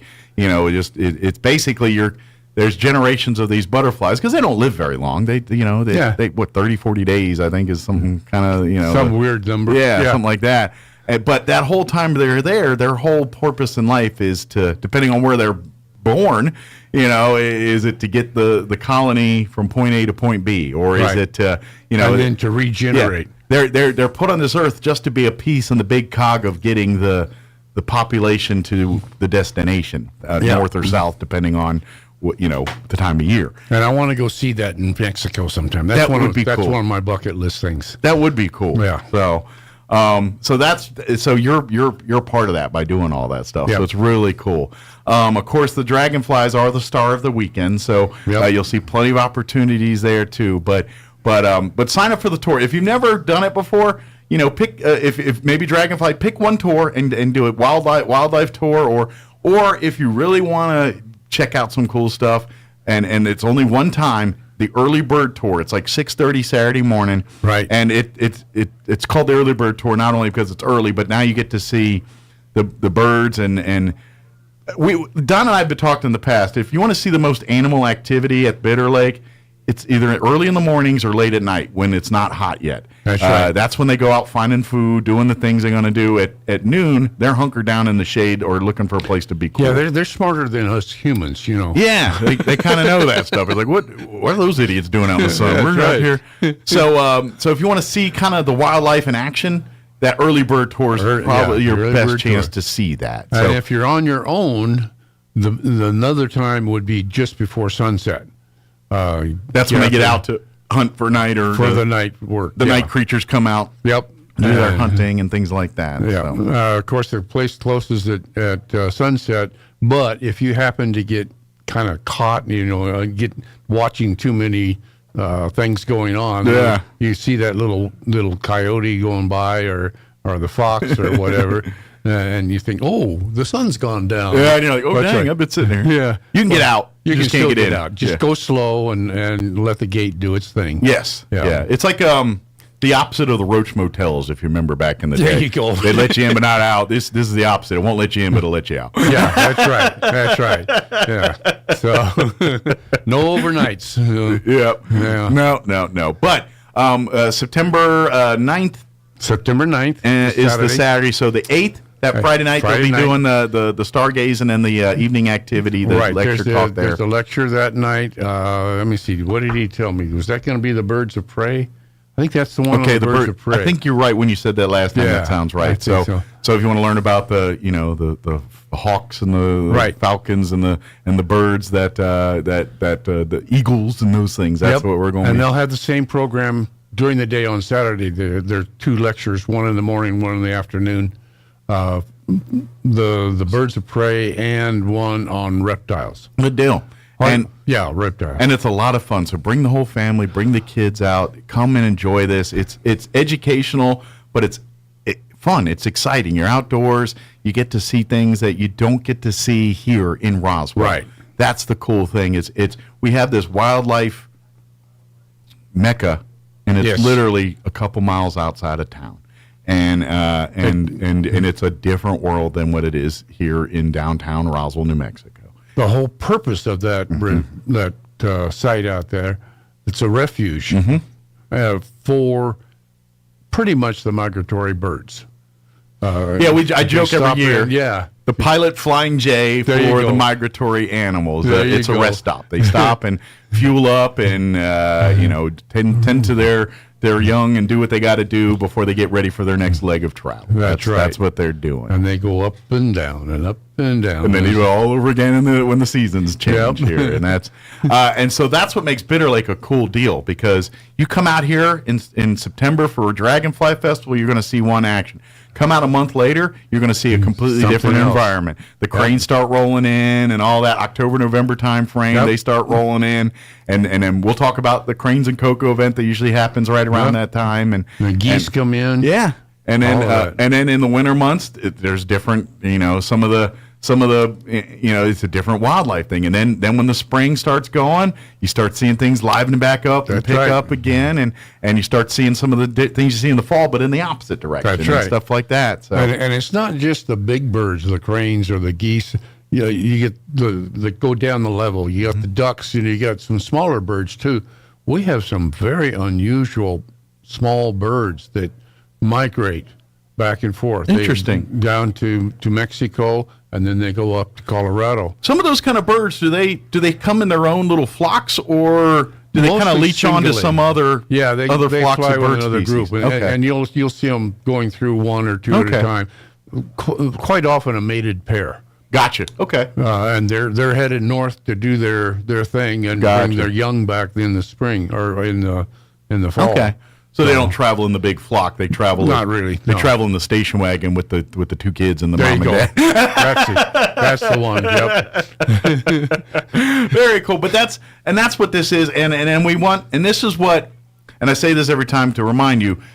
Bitter Lake Wildlife Refuge is not Bottomless Lake State Park. Right. If you want to go fishing and boating and camping and recreating, that's what Bottomless Lake State Park is for. Bitter Lake Wildlife Refuge, you're the visitor. That's the animals and the plant life's home. You're just coming to see their home.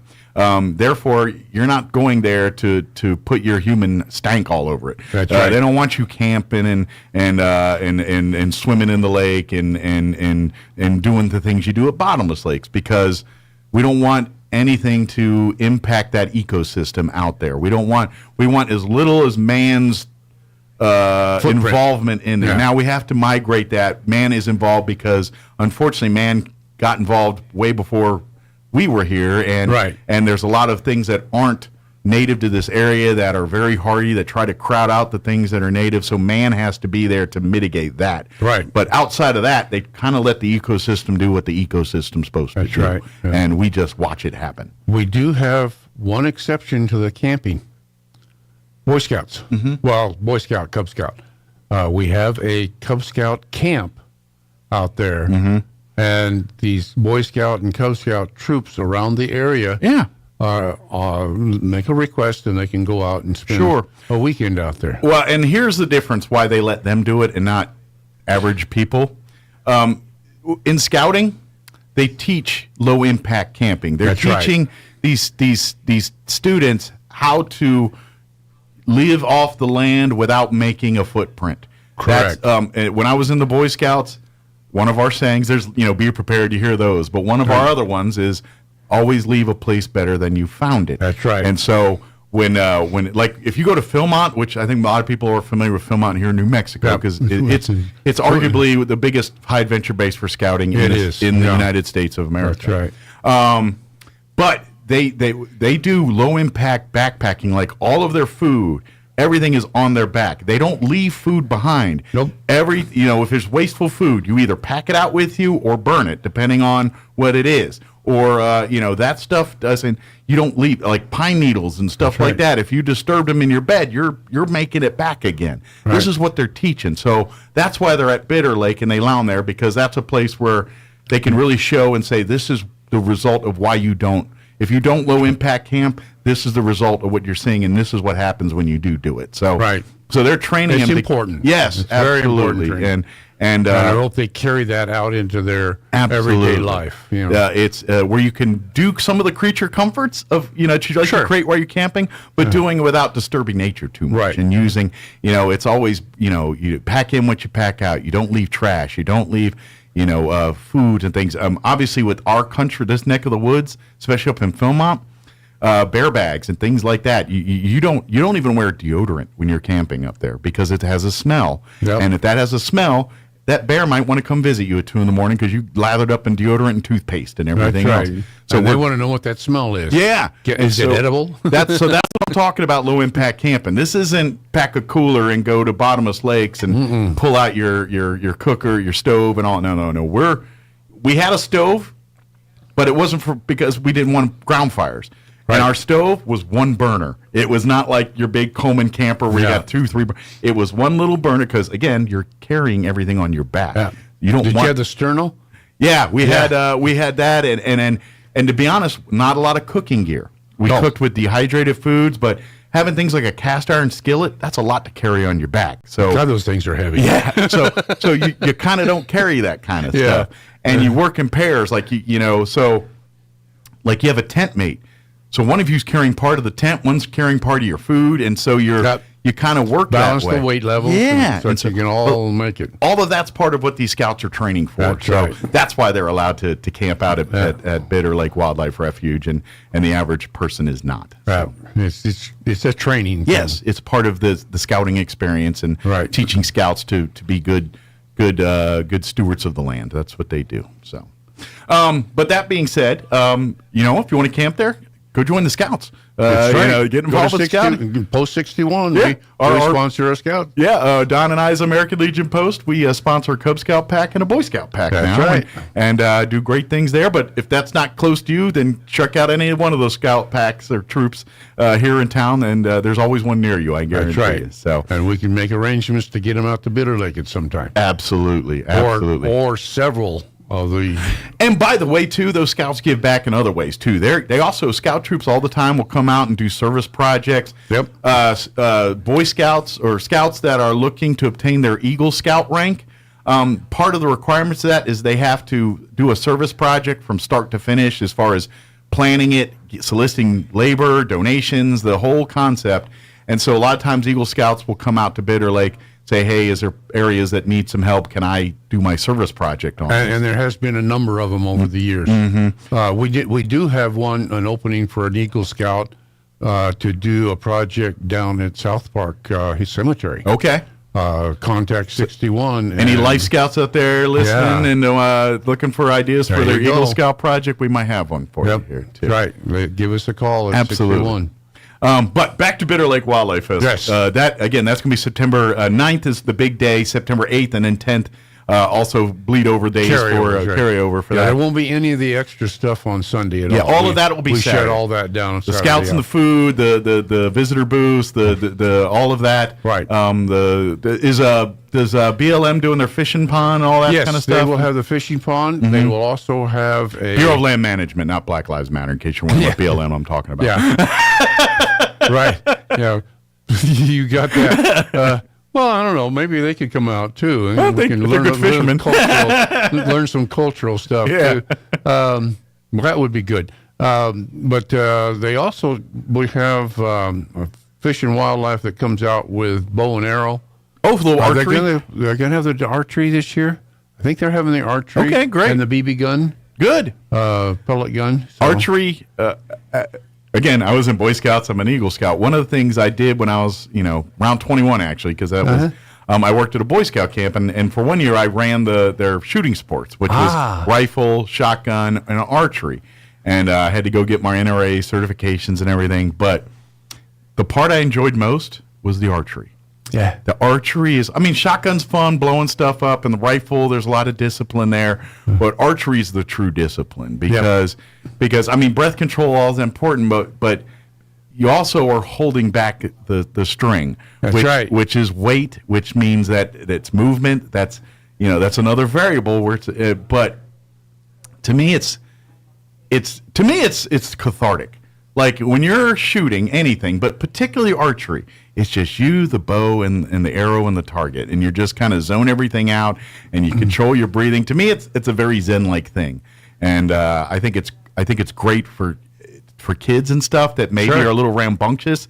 Teaching them a skill set like archery might be that thing that kind of gives them their Zen a little bit. You know what I mean? Keep them learn how to calm. Yeah. So introduce your kids to archery while you're out there and see that might be something they're really into. So I don't think it'll be that hard. Especially they have a biology lab too. They do. Because they've done that in the past. They have a biology lab you can. Well, that's the cool part. We get to learn about some of these animals, bugs, and see the innards, and see what why they do what they do and how they do it.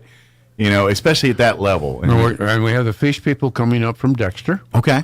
I'll think of the name here in a minute. It's the fish hatchery down in Dexter. Oh, okay. They come up and do a little presentation. Cool. They do that inside the nature store. Nice. So they get is there air conditioning in there? They get a little cooler. They so when you're ready to cool off for a little bit, you can go visit. There you go. Go visit that. Yep. There you go. And by the way, you're going to find some amazing cool gifts and educational stuff at the gift shop. So please shop there. So not only T-shirts, but toys and educational gadgets for the children. So if you're looking for a few gifts for upcoming holidays here, maybe do a little Christmas shopping while you're there. And again, all of that supports the refuge. And so when you're buying puzzles or shirts and things there, that's going to pay for helping things like that well at the butterfly garden and getting that well up and running and stuff like that for the butterfly trail. That's the kind of stuff that you're supporting. So guess what? When these kids that are kids now, they bring their kids here and they get to see the exact same thing you're seeing there. That's right. That weekend. That's what. And that money is actually what's paying for this festival. Awesome. So good deal. So it kind of and this is and the Dragonfly Festival by far is the biggest tentpole event for Bitter Lake. Yes, they have other smaller events, Cranes with Coco, a couple other events that we always love to have people come out. But Bitter Lake, their event that kind of puts it on the radar for everybody is the Dragonfly Festival. I also want to. We haven't even really mentioned this. I want to do this.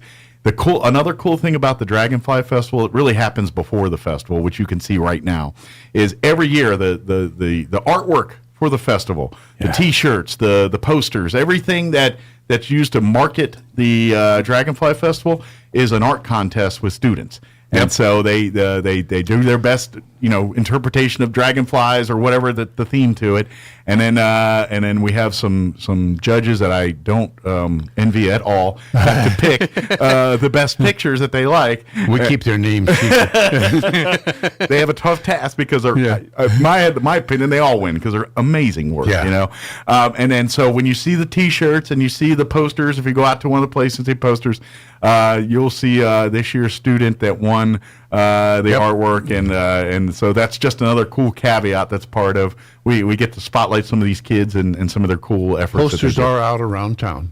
So go see and posters. So. Yeah, so that's just and so if you're like, oh dang, well, pay attention to schools. When do they do that? Like in the spring? We do that early, about April. Okay, because then we have to have it judged and taken care of before the end of school in May. So start asking your teachers around March, April, around that, and they should get that out. We'll start advertising it around March. Yeah, and I think it goes from elementary to middle and it's the first 5 grades. So one through elementary, 5. first through 5th. Okay. I was thinking there was a couple teenagers in there for some reason, but maybe that's a different thing. I don't know. Maybe we did in the past. Maybe. I don't think we did. It's been around a few years, and they've changed things from time to time. That does happen. Yeah. And one more thing I'd like to do before we again, Friends of Bitter Lake, you can go research everything there. And like I said, we'll get you the phone number. I'll get it to you from Don, and we'll share it and everything. But if you're interested in being a volunteer, always looking for new members to become a friend of Bitter Lake here. And if you'd like to be a part of that, please.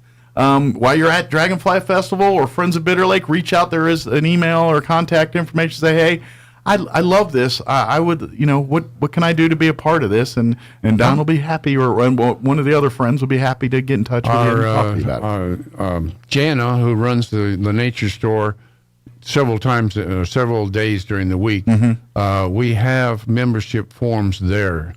And she can take that. You can pick one up right there while you're at the refuge and checking things out here, and too. Of course, during the festival, we will have those out. Awesome. Now, there's technically a difference between a Friends of Bitter Lake and a volunteer at Bitter Lake. You can be both. Or just one. Oh, okay. So either one. Volunteers do a lot of things that they get their hands in the dirt. Yeah, the friends may also, but they more help financially, kind of thing. Is that the volunteers do a lot of things like bird counts. Gotcha. They go out on a monthly basis. So they're not only doing projects, but they're doing some of the studying and research, helping with some of that too. Yeah, so that's a big thing too. Okay. The friends, like I said, a friend can be a volunteer and do both. Okay. The friends, we do more of the fun things. Gotcha. Like the so the volunteers more the sciencey side of it a little bit, where the friends are like, I'm the brute force, do it, put me where you need me, kind of thing. Yeah, my portion of the volunteer is when I was working on the butterfly trail. Gotcha. Makes sense. Okay. Digging ditches and things like that. Excellent. So if you're a science hobbyist person, or maybe your day job is something in the science field and want to do some volunteer your time, some of this, this would be a great way to do that. Or if you love nature and all that too. We have a lot of birders out there. Cool. And that's how you get the information. Those people that are keeping, it's kind of like in Europe and stuff, around military bases, they have what's called tail watchers. And it's popular in England. And so they literally monitor when planes take off and land. Usually around they'll watch the F-15s at Lake and Heath, and these guys just keep tabs of tail numbers and what's where, and they just study. And you go on the internet and see it all. It's a thing, and it's been like that for years. And so it's the same kind of deal with the birds and all that too. So that's right. I just saw the time, and we only got 5 minutes left, so I want to at least get Alzheimer's on people's radar before. I know we spent a lot of time talking about that, but coming up here in shortly thereafter, just a month or so after the Dragonfly Festival, 4th. The Walk to End Alzheimer's annual fall event will be taking place. Now is the time to put your teams together, start raising money. When we get to November 4th, that's kind of the fun day, the day where we walk and we celebrate and mourn our those that lost the fight and celebrate those that are still fighting. And so raising the awareness, that's what that day's for. The real work of getting the money and doing the fundraising side is what's going on now. So that's right. If you're an organization that wants to put a team together, like our American Legion Post has been doing it for several years, we have a team. Yep. Or if you're just a group of friends that want to put the team together, or maybe you're a business or a church or a nonprofit, would like to put the team together, reach out to Don, or if you go look for Alzheimer's Association on Facebook. ALZ.org. ALZ.org. You go there, you'll find links. You can sign up. You can, if you have questions about, information about what's going on, the event, and some of the festivities on that day. But now's the time to sign up, putting your teams together, or volunteers again. Reach out to Don if you want to help out in the Alzheimer's Association. Maybe you're new to town and maybe you have connections. Maybe you have family history with Alzheimer's and you're saying, I want to get involved. Is there an organization here? And yes, there is. I see that every day. I talk to people every day. Yeah. Oh, my uncle or my brother or my, somebody's got Alzheimer's in the family. And that's just it. It's one of those things that people, and that's human nature. We don't think about things until it impacts you directly sometimes. Right. And that's kind of why cancer is as big as it's because it impacts so many lives. And unfortunately, Alzheimer's is almost the same way. Not quite as crazy as cancer, but it's very common. Ronald Reagan. Exactly. All of us know somebody, at least. It's like cancer. If it's not a direct family member, there's at least someone in your circle of people that know about it. And we've got to find a way to take care of it, and that's what we're doing. So, and literally, these Walk to End Alzheimer's is to raise the funds. And I know we've all seen it. In the last 3-4 years now, we've been seeing more and more stuff in the news about how they're this much closer to figuring out Alzheimer's and having a cure for it. I will tell you this now. If you were diagnosed with Alzheimer's 20 years ago versus today, your prospects for a longer, healthier life are tenfold compared to what they were 20 years ago. Yep. We're not at the point where we can say we can reverse it, but I think we can see the light at the end of the tunnel. That's right. Like we're figuring out what it's. We got to get to the root cause. Yeah. And that's what the research is about. And that's where it's so difficult because there's no patterns, kind of like cancer and things. You can, there's family history. Alzheimer's, there's not really the patterns. We don't see it as well. Some could be family history. Some could get it and it has no family. I mean, we haven't found a common denominator yet. Right. Where cancer and all that, there's a common denominator. We don't have that yet. And once they find that, then it unravels everything else. That's right. And so that's why we're close, and that's why Walk to End Alzheimer's is so important, so we can get those last millions of dollars raised nationally to push to fund the research for this stuff. See me at Farmers Market on Saturday. Yes, the Farmers Country Market here on the Farmers Garden Market. Yes. You can go to Farmers. You might see him there, but not Chaves County Courthouse. On the Chaves County Courthouse. Saturday morning, 7 to 11. Yes, come out 7. He'll be there with the Alzheimer's booth, the American Legion Post 61, but they're all right there next to each other. Oh, I got all. Don's flittering back and forth. Yeah, the Legion, Bitter Lake, Alzheimer's. Absolutely. Yeah. If you want to get a hold of me direct, 575-495-3325. Yeah. And if you have any questions about Alzheimer's, Bitter Lake Wildlife Refuge, or American Legion, he can help you there, or the zoo, or Spring River Zoo. He helps out there. Or driving veterans for vets. We need drivers. Always need drivers. If someone has some spare time, maybe once or twice a week, a couple hours to drive vets to doctor's appointments, usually in Lubbock or Albuquerque or Artesia sometimes. Even locally. Yeah, even around town sometimes. Yeah. But mostly it's like the trips to Albuquerque or Lubbock or those kind of things. So, good deal. Well, Don, as always, appreciate the visit. And thank you for all you do. You keep trying. We need more people like you in this community because if we had enough of you, we wouldn't have any problem. So, but thank you, Don. We'll see you next time. Thank you. All right, you listen to 106.5 Roswell's Talk FM, KEND, or Roswell, New Mexico. The former president has a major news conference in Bedminster, New Jersey. Mr. Trump says the document on presidential election fraud should result in all the charges against him being dropped. Republican Senator John Kennedy of Louisiana describing the latest fourth indictment of Mr. Trump, that's the Georgia indictment, as a political zombie apocalypse. He's a former president of the United States, and he is a current active candidate for president of the United States, running against a party whose 4 prosecutors have indicted him. Kennedy telling the Salem Radio Network's Hugh Hewitt it's the kind of thing normally seen in banana republics. He adds it poses a big test for the U.S. political system. As Democrats mark 1 year of President Biden's so-called Inflation Reduction Act, they're finding little enthusiasm among the voters. 71% of Americans responding to a Washington Post University of Maryland survey last month said they know little or nothing about the law. The president told donors in Utah last week he regrets calling it the Inflation Reduction Act because, quote, it has less to do with reducing inflation than it does to do with dealing with providing for alternatives that generate economic growth. One group that shares the president's dislike of the name, Republicans. They say not only did the legislation not reduce inflation, but made it worse by pumping billions of dollars into the post-pandemic economy. Bob Agnew reporting. President Biden plans to visit the fire-ravaged Hawaiian island of Maui next week. That's according to the White House. Watching Wall Street, the Dow up 131 points, the Nasdaq 6 points lower, the S&P is 10 points higher. More on these stories at townhall.com. Everybody wants cheap airfare, but where do you find it? You call low-cost airlines. Their prices are direct from the airlines, and they're so low you can't find these fares published anywhere. They specialize in cheap flights, discount hotel rooms, cheap car rental rates, and great package deals anywhere around the world. Wherever you want to go, they can help you get there cheaply and with a best price guarantee. If you want the lowest prices on your airline tickets or other travel services, call now. That's right, call. That's the only way to get these rates. Experts are standing by 24/7 to get you the cheapest airfare and hotel rates available. So don't wait. Call right now for the lowest travel prices anywhere and for great last-minute travel deals too.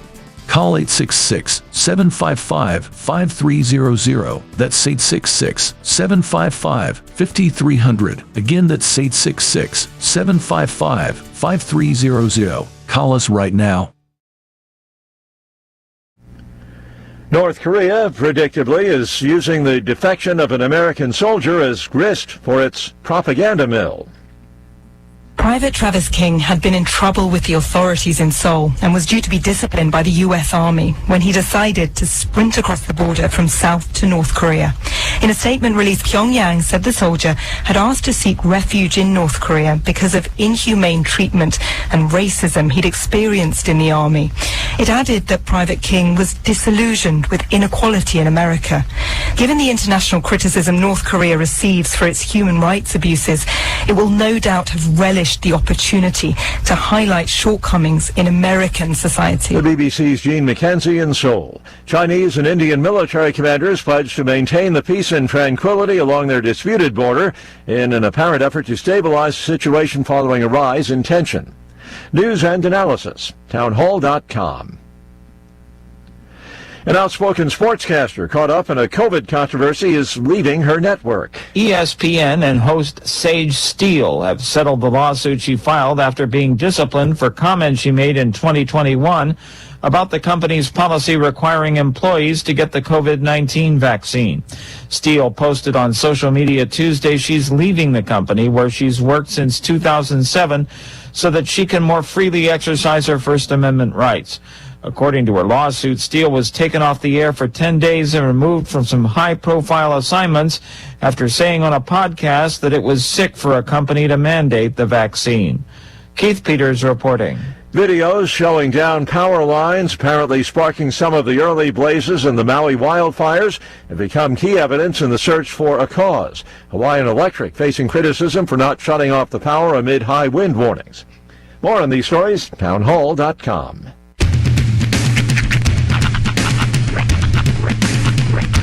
What in the wide world of sports is going on here? I promise you, whatever scum did this, not one man in this force will rest for 1 minute until he's behind bars. Now let's grab a bite to eat. Yeah, come on. I feel the hot wind on my shoulder and the touch of a world that is older. I hit the switch and check the number. I leave it on and then I slumber. I hear the rhythm ringing through it. Flamenco guitar and cumbia music. I hear the talking of the DJ. Let's have a listen. What does he say?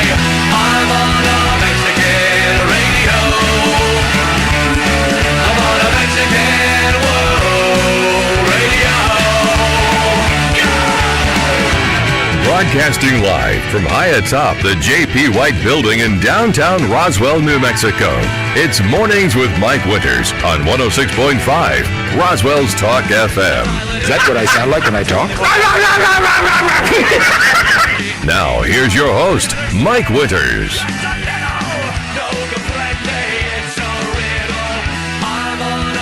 And good morning. It is 6 minutes after 9 o'clock. Welcome to hour number 3. Crazy Of Mornings with Mike Winters, right here on 106.5 Roswell's Talk FM. Happy middle of the week. Yeah, buddy. It's that point where you're like, all right, weekend, I can start thinking a little bit about the weekend, but it's not quite there yet, but you can kind of see it from here. Yep. And for guys like Sean and I, it's like, oh man, we got a football game in a day and a crunch half. time. We got a bunch of stuff to get ready. We have to manufacture out of the holes of our keisters 3 football games by Friday at 7 p.m. at 6:30 p.m. We'll get it done. We do it every week. Of course. It's just we work best, I feel, under pressure. I've always felt like if I have a deadline, if I'm right on it, if the pressure is on, that's when I produce my best work. I've always felt. A lot of people like that. I have that ability. I don't say it's my best work. Let me rephrase that. I'm always producing my best work, but it's when it's in those times of like pressure, right? When I feel like my work improves, when my bar goes up. Well, and I guess yes, to a point. But I'm one of those people that sometimes I overthink things. Sure. But that's not a bad thing. No, not at all. And so I overthink things, and it is a bad thing. Yeah. That's the difference. Well, and that's where, and I think my brain, I've always tried to triage because I try to not sweat the small stuff. Like I'm thinking, if still and unfortunately, that's what usually gets me mad is the small stuff. So I try not to sweat it. Some days I'm good at it. Some days I'm not. Where I usually shine is when it's a big deal. Like if it's a major problem or something, I'm usually the guy that keeps the level head. You tend to be incredibly level-headed when everyone else is like, yeah, I'm the level head where everyone else. Yeah. But if it's something like the mushroom's not where it's supposed to be, I'm ready to punch somebody. You know what I mean? That's how I am, and I'm not proud of it. I try to work on it, but I am proud of the fact that when push comes to shove and things go down and it gets. Usually that's when I get a little bit, all right, let's get logical here. Let's do this. And I'm kind of the opposite. I usually look at things and like, okay, this little nitnoidy nonsense, it's fine. Yeah. But when things start to get, I pressure, I kind of like, what happens is I look at a pile of stuff and I think, I don't know where to start fixing this. Right. And that's when I get overwhelmed. That's when I go into panic mode. Yeah. And that's where I go and I say, okay. Yep. Elephant, one bite at a time. Hey, you see why we're a dynamic duo? And I literally do that. How do you eat an elephant? One bite at a time. I'm like, all right, let's take our first bite. It's so funny. I'm trying to teach self-restrain techniques to my daughter that I'm still working on learning myself as a man almost 40 years old. Well, I think that's human beings. Like we're all learning, we're all growing, and I know we because we all have mentors or people in our lives that we look up to and we think, man, they've really got it put together. And from our perspective, they do. But none of us do. Right. We don't have That's it a put facade. together. Yeah. From our angle, they look great. Yeah. All the wires that are holding everything together back here, not so much. We all have problems. We all have things to navigate in lives that we don't know how to do or it's just but and as I get older, experience has taught me that and I guess where I'm getting a little bigger with this, but like when I'm younger and as a kid, you think of things like you see on TV with the president and with, and you think, wow, they're so like they know what they're doing. They're the adults in the room. And the older I get, I'm like the people I thought were the people are not. Yeah, they are dumber than me. You're absolutely right. And it's just that's a realization that they hold it together in a certain point of time where people were like, let's put that person in power. And so when you're younger and you kind of look and it's like, oh well, like even an authority, like you're like, okay, this person's here and that I need to do this way, and as you're older you still do that, but you start to see the BS a little bit, and you start to tell the people that are just faking it to the people that are really like, okay, this one's This one's knowing This is what genuine, they're doing. You know, and I was much more willing to accept people's statement as a younger person. Right. Now that I'm older and some would say experienced, other would say jaded, depending on your perspective. I'd say it's two sides of a coin. I will not take things at face value anymore. Mm-hmm. I will actually go the other way. It's like okay. This is a bad mental health thing, I'm telling you. I don't recommend my thoughts on this. But Which this brings is us what to I our think. sponsor for this portion of the program, Yeah. BetterHelp. Yeah. With BetterHelp. No, go ahead. I've slowly turned as I've gotten older to where I think humanity is inherently bad. Oh, yeah. Unless they like, if you would have asked me that in my younger days, I'd like, people are good. People are good. They have good intentions. As I've gotten older, I'm like, people are good if they can, as long as they can get away with, as long as they get caught. Right. People will be honest if they know that they're being monitored or they know they're being. Integrity is not is. I was so browbeat about integrity joining the military that I didn't. That I just kind of like, yeah, whatever. But now in my 50s, you're hard pressed to I'm find. like, integrity is the thing. Yep. In Because I short realized supply. how much it wasn't there than I thought it was. Right. And so my shifting in humanity was, yes, we do have integrity. No, we do not. We're only as good as our options. Exactly. And that's the if way. you've ever seen The Purge, that's a prime example. Give Yeah. us 24 hours where the law doesn't matter, and what are we going to do but devolve into chaos? Yeah. And so I think that's the big picture. That's where my and I'm not proud of that because I don't want to think humanity is bad. I want to think the best. We all do. We inherently want to think that the humans are good. Yeah. That our fellow man is just kind of like us, just trying to make it through. We're not that different from the animals. We're not that farther evolved. No, but the fact that we've instilled integrity within, that's the difference maker. Yeah. That's what separates us from apes. Integrity. But so human beings are built with the same animal instincts that certain animal. It's the id. It's that id, and so we try to evolutionize ourselves out of it, which is a good thing in most of it. But when things don't go, and they're like, I can't believe I did that, and then they're like, well, if you look at what we're coded to do, that's why it happened. I've heard it said a couple of times actually in the last month. There's no such thing as a good billionaire.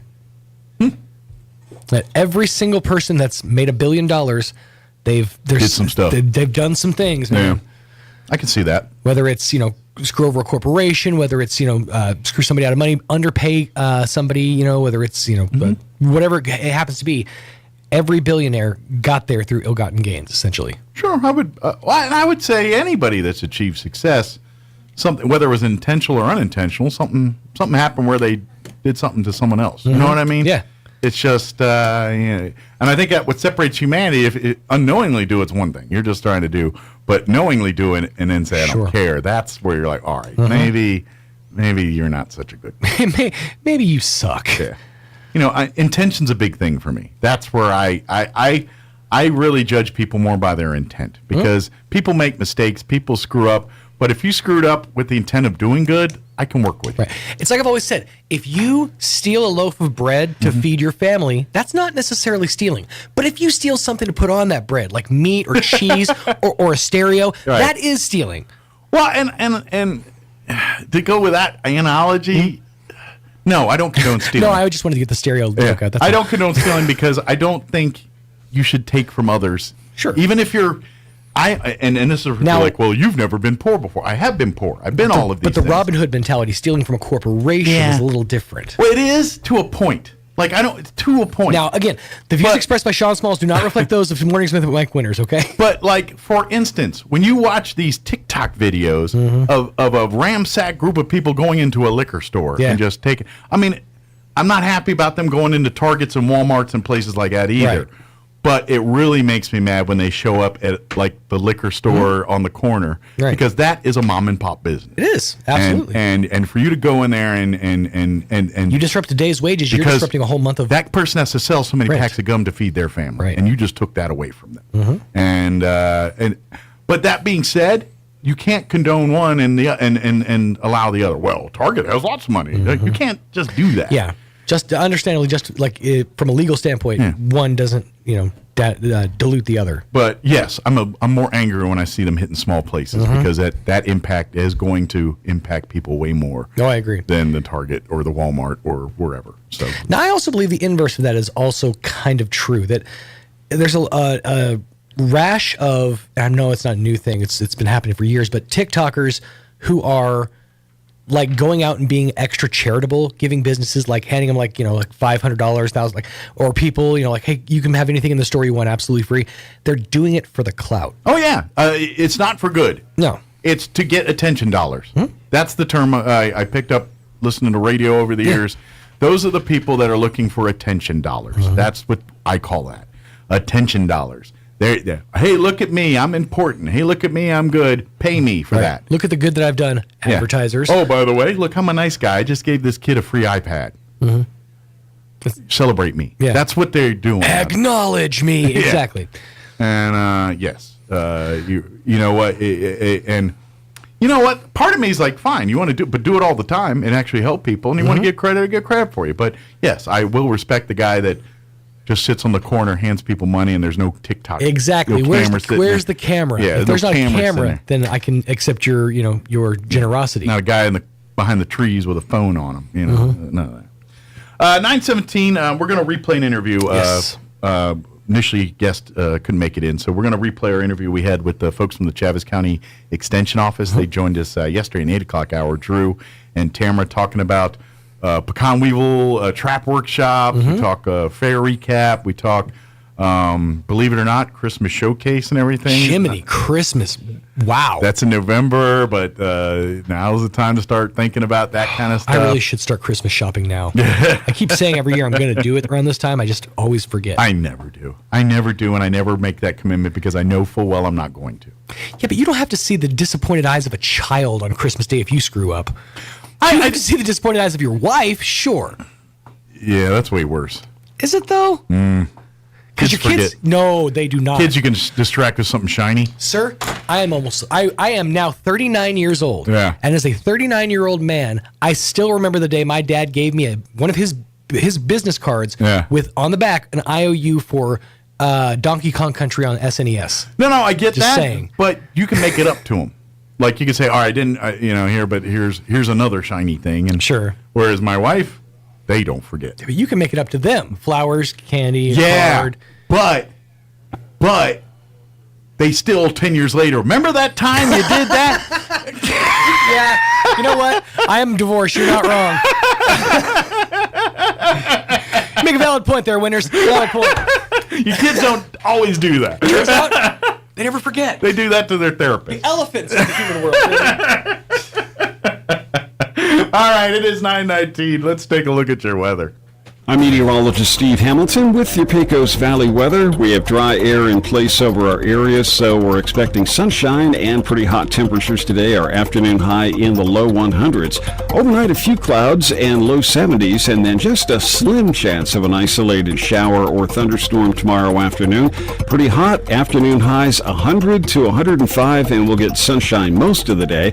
Hundreds Friday and through the weekend. I'm meteorologist Steve Hamilton, and that's your latest forecast. Thank you, Steve. Currently 84 degrees here in Roswell. Humidity is at 33%. Winds currently out of the south at 9 miles per hour. Sunny today. Expect a high of 103 with south winds 5 to 10 miles per hour. Partly cloudy tonight with an overnight low of 71 degrees and south winds 5 to 15 miles per hour. For you Thursday, sunny and 104. Winds out of the northwest 5 to 10 miles per hour. Tomorrow night, partly cloudy with an overnight low of 72 degrees.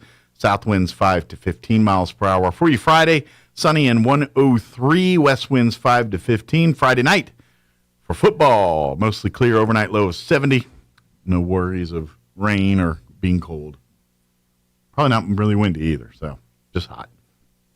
Looking at the weekend, sunny and a high of 101 on Saturday. Sunny and 99 on Sunday. I'm seeing Monday and Tuesday, 100 on Monday, but 97 on Tuesday. I'm hoping that's the beginning of a cool down. I don't know. We'll see. All right, 20 minutes after 9 o'clock, we're going to take a quick commercial break, and then we're going to play our interview with the folks from the Chaves County Extension Office. Don't go away. You're listening to Mornings with Mike Winters. Hey, this is Jennifer from Trustmark Roofing. Every storm chaser's worst nightmare. You know storm chasers, those out-of-town roofers that descend on neighborhoods after big storms. They come in, do a crummy job, then poof, they're gone forever. Well, a few years ago, our area had a hailstorm, and right on cue, storm chasers showed up. I was driving home from work one evening and saw one talking to an elderly lady on her porch. I said, "Not today, buddy." I did a U-turn, pulled in the driveway, and walked right up to them. I warned the woman who they were talking to, and I chased away the storm chaser. The woman's daughter called me later and said a storm chaser ripped them off a few years ago. She thanked me for stopping this one and chose Trustmark for her roof. Trustmark Roofing. Every storm chaser's nightmare. Every homeowner's champion. Call today for your 20% off coupon for our spring and roof gutter maintenance service. 575-755-ROOF or visit TrustmarkRoofPros.com. Trustmark Roofing, we put people first. Pecos Valley Production, the top-rated dispensary in New Mexico with 20 convenient locations. Visit PecosValleyProduction.com to explore a wide range of offerings near you. Pecos Valley Production is now accepting donations for back-to-school supplies at all locations. Now through August 25th, Pecos Valley Production dispensaries will be collecting school supplies needed for grades K through 12, such as pencils, pens, notebook paper, binders, and backpacks. All items received will be donated to local schools and community charities throughout the area. Together, let's ensure that every child has the best possible start to a successful school year. Now go roll up to a PVP dispensary near you. PecosValleyProduction.com is dairy to dang. Support your local farmer, fresh from our farm to you. Nothing for sale, for educational purposes only. 21 and older with valid The ID. Out of This World Vehicle Elimination Event is on at Roswell Nissan. For 2 big weekends, Roswell Nissan is throwing the biggest party in the galaxy with free food, stuff for the kids, and your chance to win one of 2 packages that include an Area 52 laser tag group session and 2 free movies a month for a year from Galaxy 8. And that's not all. Roswell Nissan is giving away $250 cash every day at 6 p.m. from August 18th through August 26th. And great deals like a 2021 Nissan Versa for just $289 a month. The Out of This World Vehicle Elimination Event on now at Roswell Nissan, 2111 West 2nd. Hey CVE members, have you scheduled your no-cost home energy audit? If not, it's time to sign up. Call 575-746-3571 to get your name on the list for a free home energy audit. Weather stripping, new door sweeps, minor repairs, and much more. Start saving money and keep that purchased air in your home. Central Valley Electric Cooperative is happy to partner with Green Metal Energy for this valuable audit. Again, 575-746-3571. Your destination for health is closer than you think. You don't have to drive hours for personalized care. You can get high-quality health care right here, close to home, at Artesia General Hospital. From hip, knee, and shoulder replacements to sports injuries, general surgery, pain management, and wound care, our providers will help you get back to doing the things you love right here in Southeast New Mexico. Artesia General Hospital is here for you when you need us. To learn more about some of our key service lines, visit artesiageneral.com/closer. Your NMMI Bronco Volleyball team is back in action for 2023 with the NMMI Classic Tournament. 9 of the best volleyball teams will converge on Roswell this weekend. South Mountain, Tyler, Pima, USU Eastern, Vernon, Odessa, Eastern Arizona, LCCC, and your NMMI Broncos. NMMI gets things started 7 p.m. Thursday versus EAC. 9 matches follow each day, Friday and Saturday. If you want to watch exciting college volleyball, then head to New Mexico Military Institute this Thursday, Friday, and Saturday. It's the place to be this weekend. Here's a Mornings with Mike Winters fun fact. You burn more calories sleeping than you do watching television. For the ultimate workout, fall asleep in front of the TV. Here's Mike Winters. And good morning. It is 29 minutes after 8 o'clock, and joining us in studio this morning from the Chaves County Extension Office, Drew and Tamara back with us. Good morning. Good morning. How are y'all doing today? Oh, doing great. Hopefully everybody's enjoying this nice cold front. I think we're only hitting a high of 99 this week. I was about to say, enjoy the fact that we're not solid. quite, one more day of sub 100. And then I was looking, I think, one Monday, I think 97 again. So enjoy your 94 today. And what did we get, 91 or whatever it was yesterday? Oh, it was a beautiful day. I guess it rained somewhere yesterday. I didn't see any. I'm pretty sure Moses' staff is somewhere around my house. It's avoiding me like the plague. So. Well, and I noticed when I was coming to work this morning, Like, I didn't see any by my house, but as I was driving towards downtown here, right around College, I was seeing big puddles on the highway, like at the intersections. I was seeing this was at 6 in the morning. Maybe I'm sure they they're had all a water gone break. by now. But I don't. Maybe someone just turned on a fire hydrant or something, let it run. But there was good puddles. I was like, oh, maybe it rained last night somewhere. I didn't see that. But, Whoever's okay. listening right now, I hope it rained at your house. I hope so too. So and we'll tease some more later. Anyway. Yeah. I'm wondering now, because the first round of fairs are kind of done. Now we're kind of turning your attention to State Fair and Eastern New Mexico State Fair. Yes. Is there a calm in the storm, or is it all just from one to the other here? It's You just said- reorganize Yeah. and prepare for the next run. Okay. Right? Yes. So as far as county fairs in this area, we're pretty much wrapped up for now. Yeah. So I think we're Lee done with County finished theirs up last week, and I think everybody's kind of done in the area now. Yeah, pretty much. I haven't looked too hard at all the other counties, but I'm pretty sure majority of the fairs are done. Yeah. For Because they got to those get ready for counties. state, which will start here, right around 1st of September. I think. September. That first weekend is when junior shows start and the exhibits go in and I'm stuff starting like to that. see some enjoy them. I find them slightly cheesy. State Fair commercials. Literally cheesy. There's cheese in some of them. But anyway. But they are kind of funny. They're memorable. They do a great job. But I just remember they're always a little off kilter. They're like, I get you're being humorous, but I don't think everybody finds that funny. That might be a certain niche thing. But anyway. Just curious, do you see a lot of kids from Travis County? I mean, I know most of them do their stuff here at the Eastern or at the Travis County Fair, but do we get quite a few kids from Travis County in 4-H and FFA even? I know that's not really your area, but we do. A lot of kids get sent up to Albuquerque for that? We do, and it seems to be a lot of the same families that tend to go that have experience with it. It can kind of be a daunting task for the first time going up there with an animal and showing, but we're seeing a lot of families from Travis County take some animals up to the state fair and show and do well, and so we hope that we see even more participate and interest in it. Absolutely, and we're working towards that. And I have a question because I didn't grow up in the livestock world, so I never showed animals, and so I don't know how this works. When we get to fair season here, and generally, the kids will auction off the animals at the end of the fair. If they're younger, it's seed money for their next project. If they're seniors or juniors, it generally goes towards college funds. Yeah. So when they get to that age, when they're juniors and seniors, do they kind of pick what auction they're going? Like, do they say they come from here? Can they choose to say, "Well, I'm going to keep it through the Chavez, and because I'm going to sell it at the Eastern"?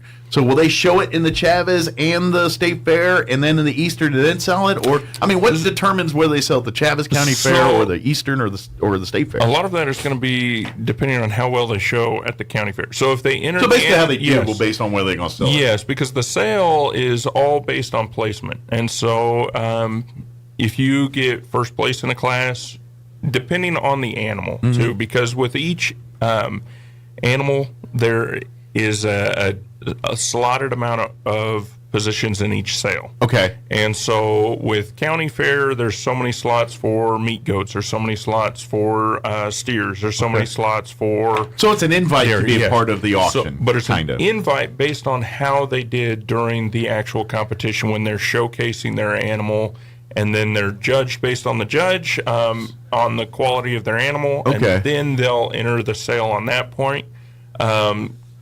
Grand and reserve will always be in the sale. Gotcha. Which they won for a reason. Yes, yes. But then I'm guessing probably the first place in each class will probably get an invite too. Again, depending on the animal class that they're in as well. But a lot of them, yes. And then they can decide if they didn't make grand or reserve to pull that animal. And then it brings up the next person in that class. Okay, so if you're grand or reserve, you've got to sell at that auction. Yeah. If anything, if you win but didn't win those, you can say no thanks or thanks. Yes, because you could have a first place in your class but not get grand or reserve and say this is a high quality animal. It just needs a couple more months of feed and training, and then it's going to be the logic is ready to sell for the. Maybe a bigger sell at Eastern or at so the logic is like at the Chavez County Fair, hey, I won first place. But if I show this at the Eastern, I bet I can get reserve or grand champion. I might be able to get a I'm little going to hold better. out. So it's a gamble, right? It's a gamble because now... Because in theory, it's more money if it's a grand or reserve champion. Potentially, yeah. And then the other, gamble on that side of things is you're bringing a lot more counties. So now Eastern, you have competition's youth different, from all over the state that are bringing animals in. So it's changing the competition dynamic a little bit as well. Well, and I would argue, and this is where I know but I don't know, when you're at your local auction, like your county, like if you're from Chaves County, at your Chaves County auction, or you're Eddy County and you go to the Eddy, I know that they bump the numbers and rub the numbers because they want to help these kids out. Yes. I'm guessing there is some of that goes on at state level, but it's not nearly, because it's a lot more people, a lot more. So it's not like, I've known Bobby Sue for 50 years. I'm going to make sure Bobby Sue gets a good win here, and I'm gonna throw in an extra few hundred or a few thousand to make sure that they got enough money. Whereas at the state fair, I'm not saying it doesn't happen, but it's not as frequent as it would be at, say, the Chaves County Fair or even the Eastern New Mexico State Fair, where it's a lot of locals. Well, and it does depend on what county you're from, and we've got some great supporters here in Chaves County that make sure our youth are taken care of, and so the amounts that the sales bring in very much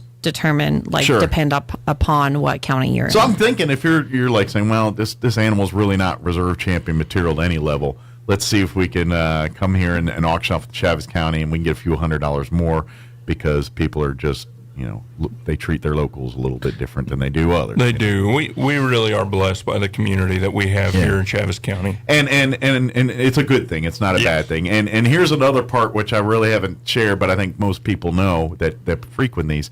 Usually there's always a child that either has gone through a lot or has a family that maybe, each year it's different. A family member dies, or a house burns down, or something. Something usually bad happens to that individual or the family. That's where the locals like, oh, that's the Smith family. They do great stuff. We're going to make sure that we take they're very humble and won't accept our money, so we're going to take care of them this way. Yeah. You know what I mean? Yeah. That's how we do. Yes. And that's because that's Southern living. That's farming and ranching. You don't like to be relying on other people, but we all want to help each other because that's what we are. And so the people are like, no, I'm not going to take your check. Oh, yeah, well, now you're going to, because I just bought your pig. No, that's true. You really do see this community come out and rally behind people and rally behind the youth and really reward them for the hard work that they put forth. Yeah, so that's to me, that's my favorite part of the fair. That's why these livestock shows and everything, it's not because we want to see a sweet looking cow. People are going, man, that cow's they're not looking at, I can't wait to eat that, or I can't wait to, that's not what it's about. It's about the kids and the people. Yes. The cows and the pigs and all that, they kind of come and go, but these kids, these are the future. You look at, I guarantee you look at your major players that own farmers and ranches throughout the entire state. I guarantee you saw them 20, 30, 40, depending on, their age. They were sitting in a rodeo ring somewhere with a pig or a chicken or a cow or all of the above. Yep. And that's where it starts. So when you look at some of our family dairies out here that are staple iconic, I guarantee all of those people running those dairies spent time showing animals and doing, learning the business and doing. And so that's what, the kids we're seeing today, 10, 20 years from now, they're going to be the ones running these farms, these ranches. They're going to be the ones that are your mayors, your county commissioners.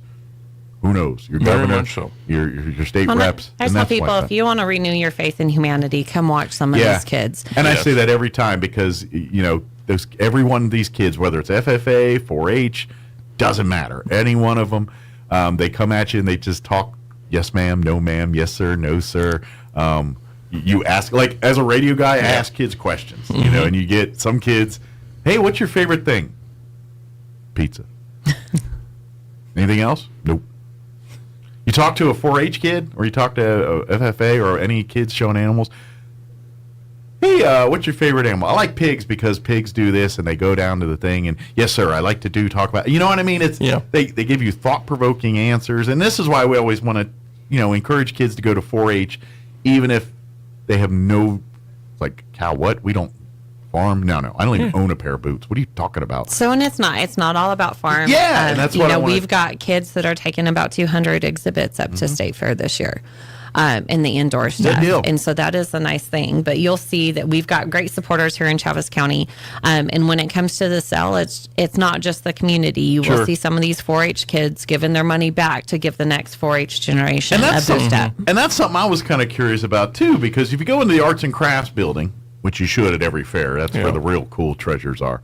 Some of the art you can buy, like I've seen in years, in where you walk in and they're like, hey, and obviously that's something between the artist and the person buying it. You guys don't see that money. You'll serve as a conduit and say, yeah, I can get you in touch with the artist to help with that.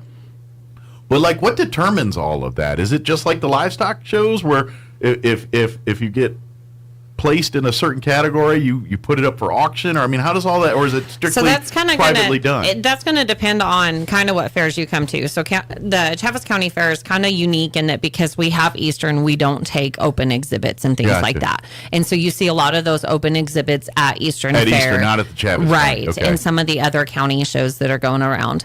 The way it works at the Chaves County Fair, and for most 4-H fairs that are strictly 4-H exhibits, going to county fair is what qualifies you to go to state or Eastern Fair. Okay, so if you place there, then you get to show it at the next level. Yes. So if you enter your leathercraft board at county fair and it gets first, that's what qualifies it to go to state fair. Okay. So state fair is only accepting first places from across the state.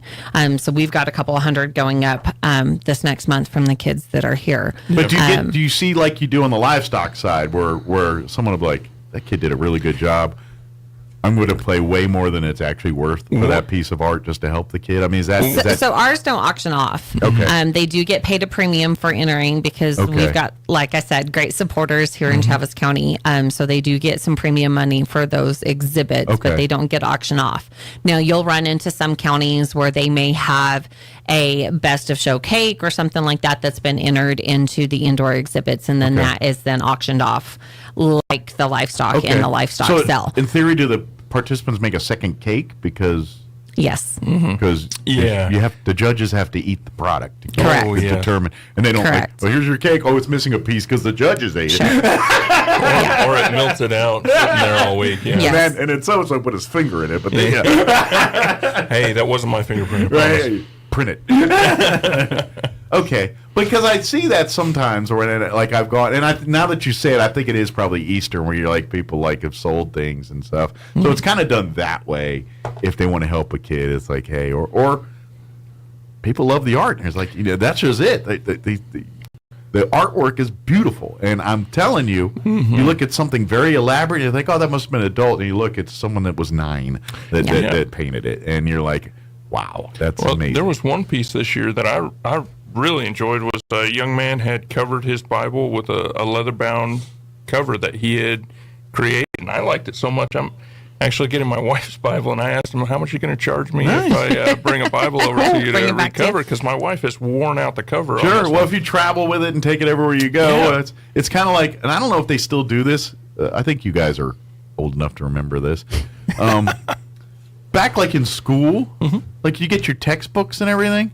Like back in the day, kids, they didn't used to give us plastic bags at the grocery store. They gave us paper bags, big brown paper bags. Come on. And so your first week of school, every time you got your textbooks, you're at home making the paper book covers out of the bag and out of your bags from the grocery store. And I don't think that's a thing anymore, is it? Like no one covers their books, do they? I only taught for 2 years, but all the kids came in with these like squishy little scrunchy book covers. So you buy them like phone cases or something now? Is that kind of like how they work? Wrapped around real easily, and I'm looking at it going, what about a paper bag? Dude, those were the best things to do on when you were in school. Is you can't get those paper bags as easily anymore. Because we all had them we all had either you or your grandma had a behind the fridge or somewhere in the pantry or something, a sack with about 30 to 50 of those bags at any given time. That was about the only time of the year those bags reduced in price, right? Like they always just kept stacking up. We're always like, we're going to reuse this for something. It's that. Well, the plastic ones nowadays, they're reserved for mostly when the cat has an accident or pukes or something. That's kind of what they're reserved for now. On occasion, I'm like, hey, I want to take a couple sodas to work.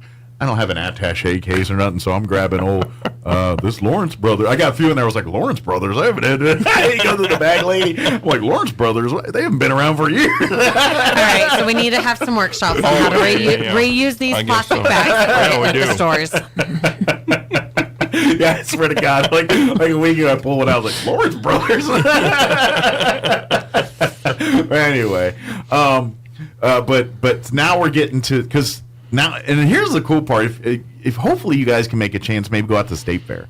I've never been myself, but one year I want to go and just see it, because I see it on TV and I'm like, it looks like something worth checking out. I've never been to the State Fair, so but it's coming up, and of course we'll have a group of kids from Chavez County that are going to be there competing, and you go and root them on and do all that. I don't know, do they can you watch livestock shows at this? Like, I didn't know if they had technology. I figured they did. Yeah. They don't let us do it. I know we do it. So I was like, do they do something like that up there too? And you don't. It is surprising how many people watch the livestock shows. It is it's people, because people are like, really? I'm like, they're just showing pigs. People, I was like, no, we'll get thousands. Like, Artesia Bulldog football is the 1 seed when it comes to viewership for online stuff. They get 5,000-6,000 at any given time watching a game, and I believe it. They just, Artesia Goddard, they'll have hundreds, maybe 1,000 at one time, but Artesia faithful, and they from everywhere. Like, if anybody went to Artesia High ever in their life, they're watching that game. And so we have people like in the Middle East, or they're working for their jobs, and they're logged in on Friday night watching football and stuff. Yeah. But right behind all that are those livestock shows at any fair. Chavez County Fair, Eddy County Fair, Eastern, it doesn't matter. Yeah. Because especially if the child has family that lives in Oklahoma or Texas, or and next thing you know, and they can't be at the fair, so now they got 20 of their family members watching them show pigs on there, and we get so many people. And that's why we spin it that way when I tell people. It's like, hey, if you're here, go out there and root on the kids. Yeah. But if you're busy and you can't be there, or if you have out-of-town friends and family, have them tune in and watch your family online there. Well, we had a lot of families that were very thankful that y'all do that. That is a wonderful service that y'all provide, because we do know that there were some families that were ill and couldn't come out to the fair, but were able to watch their grandkids. Sure. And by the way, because of this, it kind of adds to the technology at some of the shows and auctions and things. Because we partner in, and I know working with the fair guys and everything, kind of like, hey, we want to show some of the stuff you guys are showing here, and the ads and sponsors, and so it kind of forced the ranchers to get slightly, I wouldn't say full high tech, but a little high tech. Because it's weird, because the things to make that happen are not readily available in rural parts, like internet. That's our biggest crux in all of this. We live in Chavez County. We don't live in a city. We don't have 5G internet, everywhere you turn and all that. Ours, matter of fact, we're going Elon Musk with some of this now, and Starlink on getting some of our internet. We're going to be using Starlink for the first time this year for football games and stuff. So when we go to places like Berlin that has zero internet, we can kind of maybe bring some to people. Or fairgrounds. But as far as upcoming stuff, is there things we want to put on people's radar between now and the fair? We do. So they can, 4-H Day at the library is starting up again all right, tomorrow. now the kids are back to school. We're back into our fall programming. Yeah, so 4-H Day at the library is kicking off tomorrow at 3, so they can come join us. It'll be a different program every month. Are you doing the project tomorrow, or is it Drew? Or it's me. It's you. It's me. No. Unless Drew wants to come needlepoint with all the kids. Well, I could, but they wouldn't learn anything productive from it. And they might end up with needles in their fingers. I will end up with needles in my fingers. But I am hosting some pecan weevil trap workshops. Okay. And so we have one tomorrow evening at 5:30, one Thursday at 5:30. Okay. Gardening at the library this Saturday is also going to be pecan weevil trap and that's workshops. The master gardeners that teach that one, right? Well, or what do they call it? It's still me, but the master gardeners have been leading a lot of them, and I'm very thankful for them, and they have been doing a wonderful job.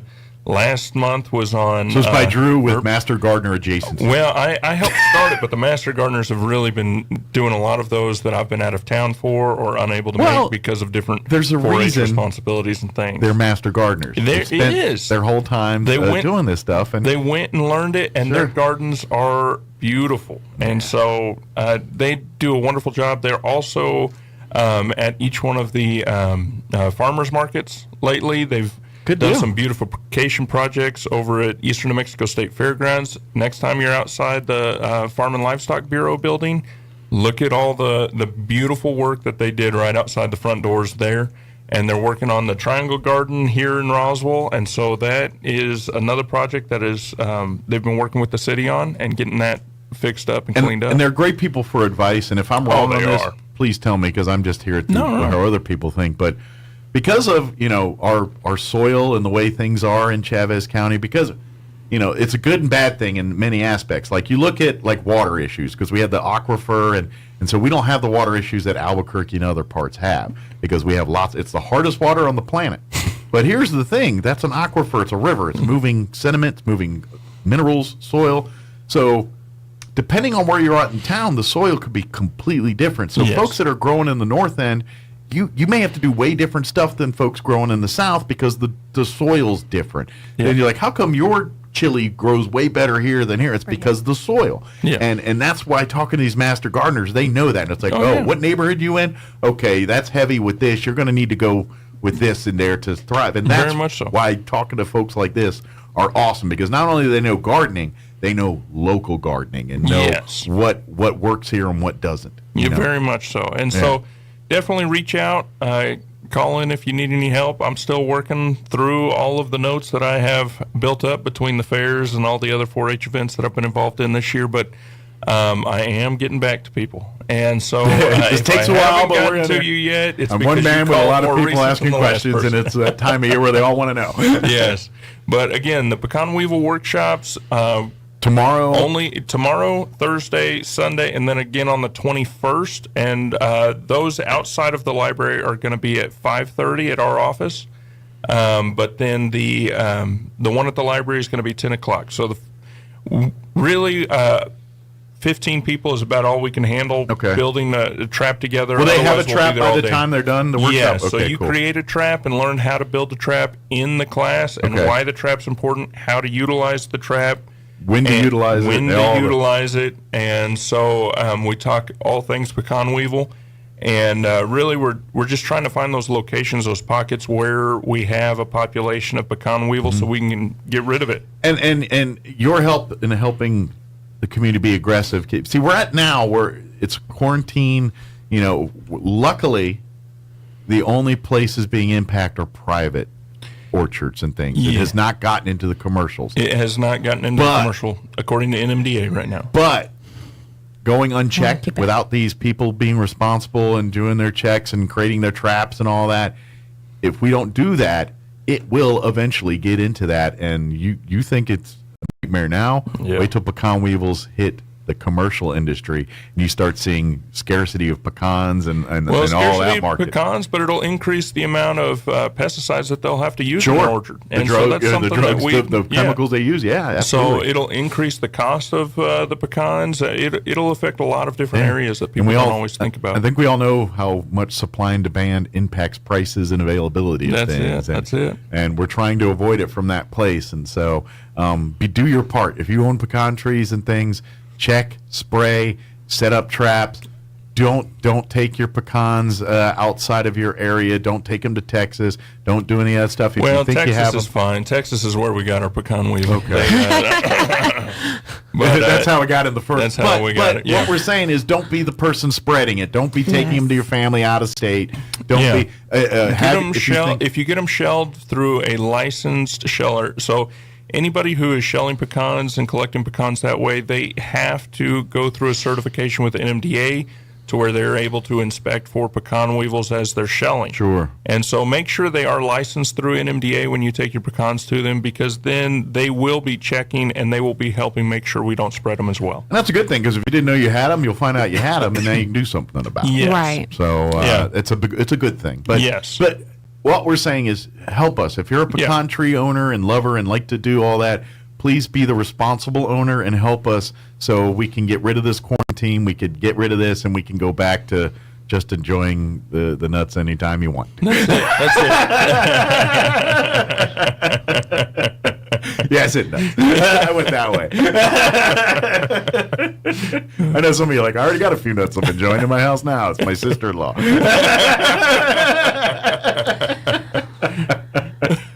But please reach out with Drew, and if you're like, what? I just got a pecan tree. There's like you bought a property and one came with it, and you're like, pecan weevil, what is this? Wonderful. Come learn. We're excited, and majority of the people in the valley love having a pecan tree. It kind of does represent our area and our community, and you get a valuable nut out of it. Absolutely, yeah.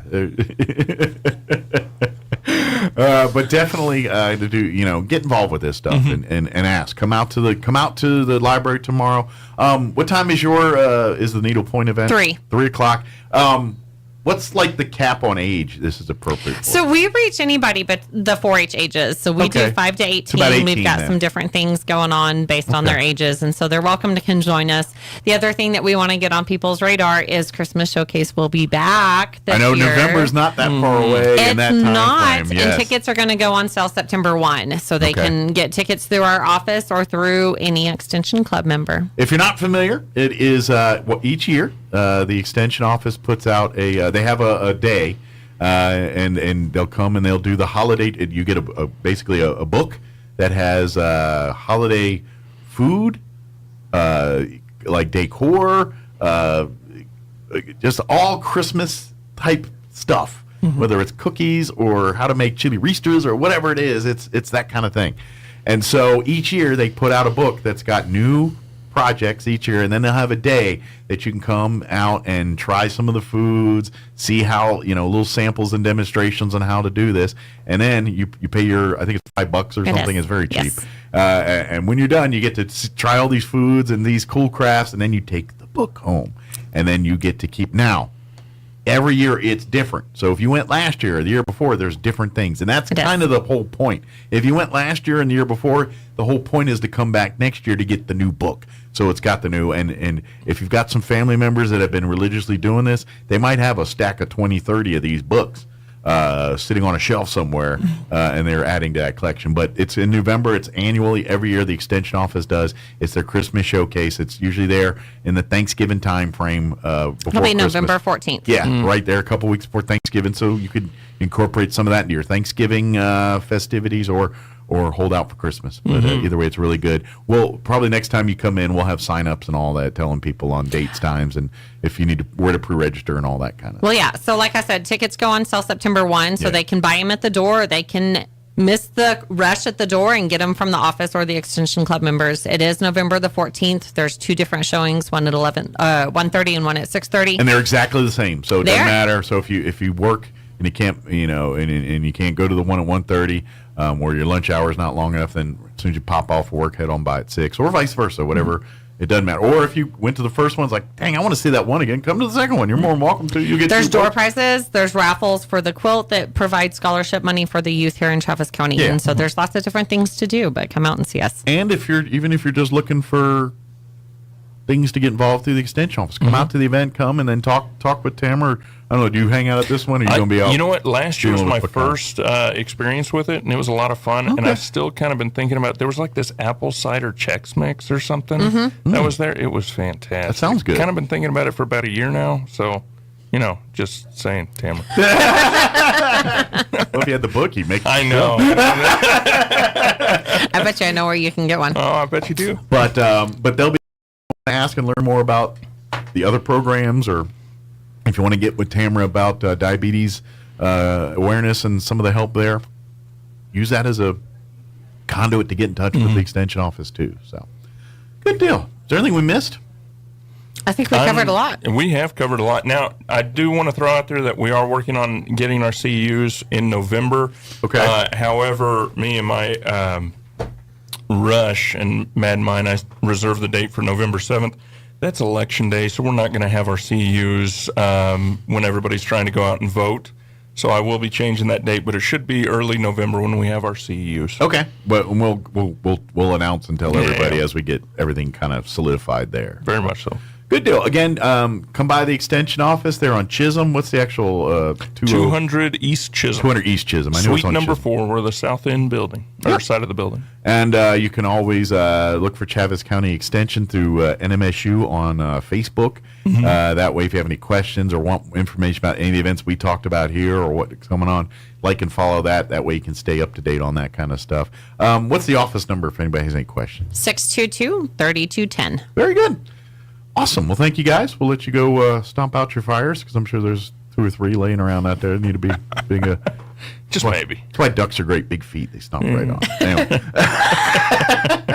We'll see you guys next time. Thanks, Valley News Update. I'm Jared Cirillo. Crews from the Smoky Bear Ranger District continue working at the West Mountain Fire, a lightning-caused fire that started August 3rd. The fire is currently being managed for Forest Health. As of Tuesday, the fire was reported at 268 acres in size. It was moving slowly across the landscape, but is staying within the containment lines. Crews continue to establish dozer lines as well as utilizing natural landscape for containment barriers. There are no structures or values at risk at the time. Roswell Mayor Tim Jennings is inviting everyone to the opening and ribbon-cutting ceremony for the Rowe Bar and Grill with special guests Olivier Perot, the president of Elor North America. Other guests include Brittany Meyer-Schuler, the president of Summit Food Service, and Mike Cozart, the vice president of operations. A celebration of the partnership of Summit Foods and Roswell Air Center will take place August 22nd at 3 p.m. You're up to date. I'm Jared Cirillo reporting. Hi, I'm Dr. Keon at Carabelli Dental. Same-day smiles are what we do. My passion is helping patients chew, talk, and live with confidence. That's why I'm one of the few doctors in the U.S. who can create beautiful same-day smiles with the latest digital implant technology. This procedure is life-changing. Just ask Sean. Hi, I'm Sean. I've been that voice that you've heard on the radio for most of my life, but I'm also a dad to 2 amazing kids. I've had a million reasons to smile, but in all my old pictures, I was never smiling.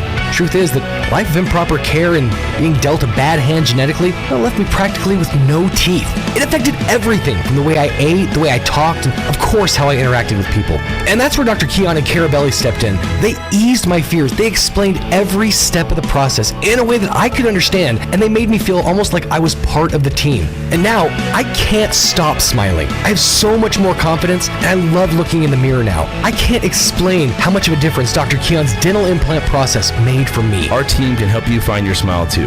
Come see us at Carabelli Dental, 575-622-4455. The Calico Cow has moved to a new home. Visit the Calico Cow at their new home, 200 East College, behind Farley's in Roswell. Lots of exciting changes at the new Calico Cow. New LED lighting, an amazing large classroom, plus more space, which means lots of new items and an even bigger selection of fabrics. Come see it for yourself. Want to know how? Come see the cow. The Calico Cow's new home at 200 East College in Roswell. Calichi's is ready to bring you the coolest dessert in the desert. Desert Ice, a 100% fat-free and dairy-free premium fruit ice that's made daily. Whether in the desert on a cone, a cup, or as a mix-it, Desert Ice is the perfect treat to cool you down when things get hot. Available in fruitastic flavors like mango, strawberry, lemon, and orange. Try it alone, in a cone, or take it to the party zone and mix it in with any Calichi's flavor. Turns out the desert can be a pretty cool place. Get to Calichi's on North Main in Roswell. Roswell's newest spot to chill out. Most of the problems that people have with plants comes down to basic farm management. That means knowing what to plant and when to plant it. Hi, this is Jim Gill from Roswell Seed Company. Planting at the wrong time usually leads to disappointment and heartache, sort of like your first love. But planting at the right moment puts Mother Nature on your side, and that makes growing things easier and a whole lot more fun. So before you plant anything, come to see us at Roswell Seed.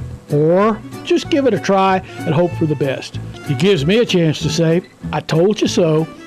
Roswell's home for talk radio is 106.5 FM, KEND Roswell. And we're closing in on 10 o'clock. That's going to do it for today's show. If you missed any part, check it out at your leisure. Log on to ksvptv.com. Click on the Mornings with Mike Winters channel, and you'll find it all there. Have an amazing day. Thanks for allowing us to be a part. We'll talk to you bright and early tomorrow.